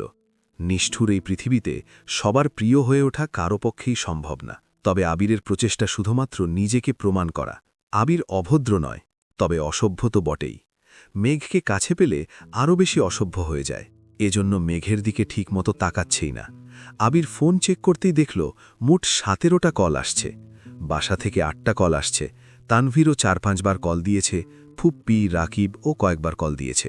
এখন ফোন দিলেই যে যার মতো কথা শোনাবে, তারপর আবার মন খারাপ হবে, সেই ভেবে কাউকেই কল ব্যাক করেনি। রাস্তায় একটা মেডিকেল শপ থেকে মেঘকে ওষুধ কিনে খাইয়েছে যাতে জ্বর না আসে। আবির আশেপাশের রিকশা খুঁজছে। বাসার মানুষের থেকেও বেশি টেনশন হচ্ছে মেঘকে নিয়ে, কারণ মেঘকে সামাল দেওয়ার মতো মানসিক অবস্থা আবিরের নেই। বৃষ্টির পানিতে চিকচিক করা মেঘের দুগাল, গোলাপের ভেজা পাপড়ির মতো লাল টকটকে 2 ঠোঁটে তাকানো মাত্রই আবিরের বুকে কম্পন অনুভব করে, সঙ্গে সঙ্গে চোখ সরিয়ে নেয়। কিন্তু মেঘ নিজের মতো করে কথা বলছে। হুটহাট আজগুবি প্রশ্ন করতে শুরু করে, যে প্রশ্নের উত্তর দেওয়ার মতো পরিস্থিতি আবিরের নেই। তাই মেঘকে নিয়ে তাড়াতাড়ি বাসায় ফিরতে চাইছে। একটা ফুলের দোকান দেখে মেঘ বলে উঠল, আবির ভাই, আমাকে একটা গোলাপ ফুল কিনে দেবেন? আবির প্রত্যাখ্যান করে বলল, না। মেঘ অবাক হয়ে বলল, কেন? আবির শর্ত দিয়ে বলল, গোলাপ ব্যতীত অন্য কোনো ফুল নে। মেঘ জেদ করে বলল, লাল গোলাপগুলো খুব সুন্দর লাগছে, একটা ন্যা। আবির আবার মানা করে বলল, বললাম তো না। মেঘ মন খারাপ করে 2টা বেলি ফুলের মালা নিয়েছে। আবির কাকা দিয়ে বেরিয়ে এসে বলল, দে, পরিয়ে দি। মেঘ প্রত্যাখ্যান করে বলল, প্রয়োজন নেই। আবির অবাক হয়ে বলল, কেন? মেঘ যুক্তি দেখিয়ে বলল, কারণ এগুলো মিমের জন্য নিয়েছি। আবির অফার দিয়ে বলল, ওয়েট, আরও কয়েকটা নিয়ে আসি। মেঘ মানা করে বলল, লাগবে না, আমার জন্য আনলে লাল গোলাপ নিয়ে আসুন। আবির গম্ভীর কণ্ঠে বলল, চল সামনে যাই, সামনে হয়তো রিকশা পাব। মেঘ মিনতি করে বলল, তবুও গোলাপ দেবেন না? আবির অনড় থেকে বলল, না। মেঘ রাগে ফসতে ফসতে চলে যাচ্ছে। বৃষ্টি কমে এসেছে, তবে গাছ থেকে এখনও টুপটুপ করে পানি পড়ছে। আবির মেঘের গমনপথে চেয়ে ভারী কণ্ঠে বলল, যেই ফুল তোকে অন্য কোনো ছেলে দিতে চেয়েছিল, সেই ফুল আমার চোখে বিষের মতো। আবির সেই বিষ ছুবে না। এদিকে তানভীর বাসার কাছে গাছের নিচে বাইকে বসে আছে আর ওদের জন্য অপেক্ষা করছে। বৃষ্টি কমতে আবিরকে কয়েকবার কল পর্যন্ত দিয়েছে, কিন্তু আবির ফোনই ধরছে না। হঠাৎ বন্যার কথা ভেবে কল দিল বন্যার নাম্বারে। অনেকদিন পর বন্যার ফোনে কল ঢুকছে। প্রথমবার রিসিভ হলো না। দ্বিতীয়বার রিসিভ করার সঙ্গে সঙ্গে বন্যা প্রশ্ন করল, হ্যালো, কে? তানভীর অভিমান করে বলল, বাহ, এত অপরিচিত হয়ে গেলাম। বন্যা তড়িঘড়ি করে বলল, আসসালামু আলাইকুম। তানভীর বলল, ওয়ালাইকুম আসসালাম। বন্যা ক্ষমা চেয়ে বলল, সরি তানভীর ভাই, নতুন ফোন তাই নাম্বারটা সেভ ছিল না। তানভীর ক্যাজুয়াল কণ্ঠে বলল, ও আচ্ছা, ফোন কবে কিনলা? বন্যা বলল, আজকেই কিনেছি। আপনি কি বাহিরে? তানভীর বলল, হ্যাঁ। কেন? বন্যা অনুমান করে বলল, বৃষ্টি, বাতাস এসবের শব্দ হচ্ছে মনে হয়। তানভীর ব্যাখ্যা দিয়ে বলল, ও আচ্ছা, গাছতলায় বসে আছি তাই এমন শব্দ হচ্ছে। বন্যা অবাক হয়ে বলল, গাছতলায় কেন? তানভীর এড়িয়ে গিয়ে বলল, এমনিতেই একটু কাজ ছিল। রাতে খেয়েছ? বন্যা বলল, জি। আপনি? তানভীর বলল, হ্যাঁ, ফুপ্পিদের বাসায় খেয়ে আসলাম। বন্যা খোঁজ নিয়ে বলল, ফুপ্পিরা কেমন আছেন? তানভীর বলল, আলহামদুলিল্লাহ, ভালো। বন্যা বিদায় নিয়ে বলল, আচ্ছা, ভালো থাকুন, রাখি এখন। তানভীর অবাক হয়ে বলল, কেন? বন্যা কারণ দেখিয়ে বলল, ঘুমাবো। তানভীরের কথা শেষ হওয়া মাত্রই আবির আর মেঘ আসছে। যথারীতি 3 জনেই তাক ভেজা হয়ে বাসায় ফিরেছে। রাত 11টার উপরে বেজে গেছে, অথচ 3 ভাই বসে আছে সোফায়। কাঠগড়ায় মেঘ, আবির আর তানভীর। মেঘ হাঁচি দিবড়ি আবির মাথা নিচু করে কপাল গুটিয়ে চোখ বন্ধ করে দাঁতে দাঁত চেপে ধরেছে। আজ একটা ঘূর্ণিঝড় হতে চলেছে, যার সূচনা মেঘের একটা হাঁচি করে দিল। আবির মাথা নিচু করে মেঘকে আস্তে করে বলল, রুমে যা। মেঘ কোনো দিকে না তাকিয়ে ভেজা জামা নিয়েই নিজের রুমের দিকে ছুটছে। ড্রয়িং রুম, সিঁড়ি সব ভিজে গেছে। আলী আহমদ খান মেঘের দিকে একবার তাকিয়ে পুনরায় আবিরদের দেখল। গম্ভীর কণ্ঠে প্রশ্ন করল, তোমাদের এই অবস্থা কেন? আবির সাফাই দেয়ার স্বরে বলল, আপনিই বলেছেন বাইক যেন না চালাই, আর রাস্তায় রিকশা পাইনি। আলী আহমদ খান জেরা করে বললেন, গাড়ি নাওনি কেন? আবির যুক্তি দেখিয়ে বলল, ফুপ্পিদের বাসা পর্যন্ত গাড়ি ঢুকবে কিনা শিওর ছিলাম না। আলী আহমদ খান ধমক দিয়ে বললেন, বাসা পর্যন্ত না যাক, রাস্তা পর্যন্ত তো যেত। আবির পাল্টা যুক্তি দিয়ে বলল, রাস্তায় রাখবো, তারপর কোনো অ্যাক্সিডেন্ট হলে, চুরি হলে গাড়ির দায় কে নেবে? আমি? আলী আহমদ খান ভারী কণ্ঠে বললেন, তুমি না নিলে তোমার বাপেই না হয় দায় নিত। যত যা হোক, গাড়িটা তো তোমার বাপেরই। আবির মৃদু হেসে বলল, আমার জন্য কাউকে কোনো দায় নিতে হবে না, আর আমিও অযথা কোনো দায় নিতে চাই না। মোজাম্মেল খান এবার চেঁচিয়ে উঠলেন, তোমাদের ঘাড়তেরামির জন্য আমার মেয়েটাকে কেন ভিজিয়েছ? ওর কিছু হলে? আবির রাশভারী কণ্ঠে বলল, আপনার মেয়ের কিছু না হলেই তো হলো। এত রাতে এখানে কথা বাড়ালে ঝামেলা হবে ভেবেই মোজাম্মেল খান হুঙ্কার দিয়ে সোফা ছেড়ে উঠে চলে গেছেন। ইকবাল খানও নিজের রুমে চলে গেছেন। আলী আহমদ খান কাজের মহিলাকে ডেকে ফ্লোর মুছার কথা বলে নিজেও ভেতরে চলে গেছেন। আবির ভেতরে ভেতরে ফুঁসছে। রুমে গিয়ে রাগে বিছানার উপর ফোন ছুঁড়ে ফেলে সোজা ওয়াশরুমে চলে গেছে। আবিরের রাগের একমাত্র কারণ সে নিজেই। আবির শাওয়ার নিয়ে আবার রান্নাঘরে এসে মেঘের জন্য স্যুপ আর কফি করে নিয়ে গেছে। মেঘকে ডাকতেই মেঘ দরজা খুলে স্বাভাবিক কণ্ঠে বলল, ভেতরে আসুন। আবির গুরুতর কণ্ঠে বলল, না থাক, কখন আবার চেঁচিয়ে তোর আব্বুকে ডাকবি। মেঘ আহমকের মতো তাকিয়ে থেকে খাবারগুলো নিল। আবির সঙ্গে সঙ্গে চলে গেছে। তানভীর ফ্রেশ হয়ে আবিরের রুমে আসছে, মূলত মিনহাজদের ব্যাপারে কথা বলতেই এসছে। আবিরের অ্যাক্সিডেন্টের পর থেকে মেঘের মতো আবিরও ওদের ব্যাপারে মাথা ঘামায় না। তানভীরকে প্রথম 1-2বার জিজ্ঞেস করলেও এরপর থেকে একবারের জন্যও তাদের কথা জিজ্ঞেস করেনি। তানভীর আজ নিজ থেকেই কথা বলতে আসছে। আজ শুক্রবার, ফুপ্পির বাসাতে আজকে সবার দাওয়াত। নামাজ পড়েই সবাই রওনা দিয়েছে। আবির, তানভীররা, মেঘ, মিম, আদি ইকবাল খানের গাড়িতে যাচ্ছে। বাকিরা আলী আহমদ খানের গাড়িতে। আরিফ আর আসিফ দুজনেই গলির মোড় থেকে ওনাদের এগিয়ে নিয়ে গেছে। আরিফকে দেখেই মিম বড় করে ভেঙচি কাটল। আত্মীয়তার সম্পর্কের খাতিরে আরিফ মৃদুভাবে হাসল। মেঘ মিমকে সারা দিন সামলে রেখেছে, যেন কোনোভাবেই কোনো অঘটন না ঘটায়। খাওয়া দাওয়ার পর্ব শেষ করে বিকেলের দিকে বাসার উদ্দেশ্যে রওনা দিয়েছে। আগামী পরশু থেকে রমজান শুরু, তাই ফুপ্পির জোড়াজড়িতে আজই সবাইকে আসতে হলো। ফুপ্পির সাথে সবারই খুব ফরমাল সম্পর্ক। আবিররা ফুপ্পিকে যতটা আপন করে নিয়েছে, বড়রা ঠিক ততটা পারছে না।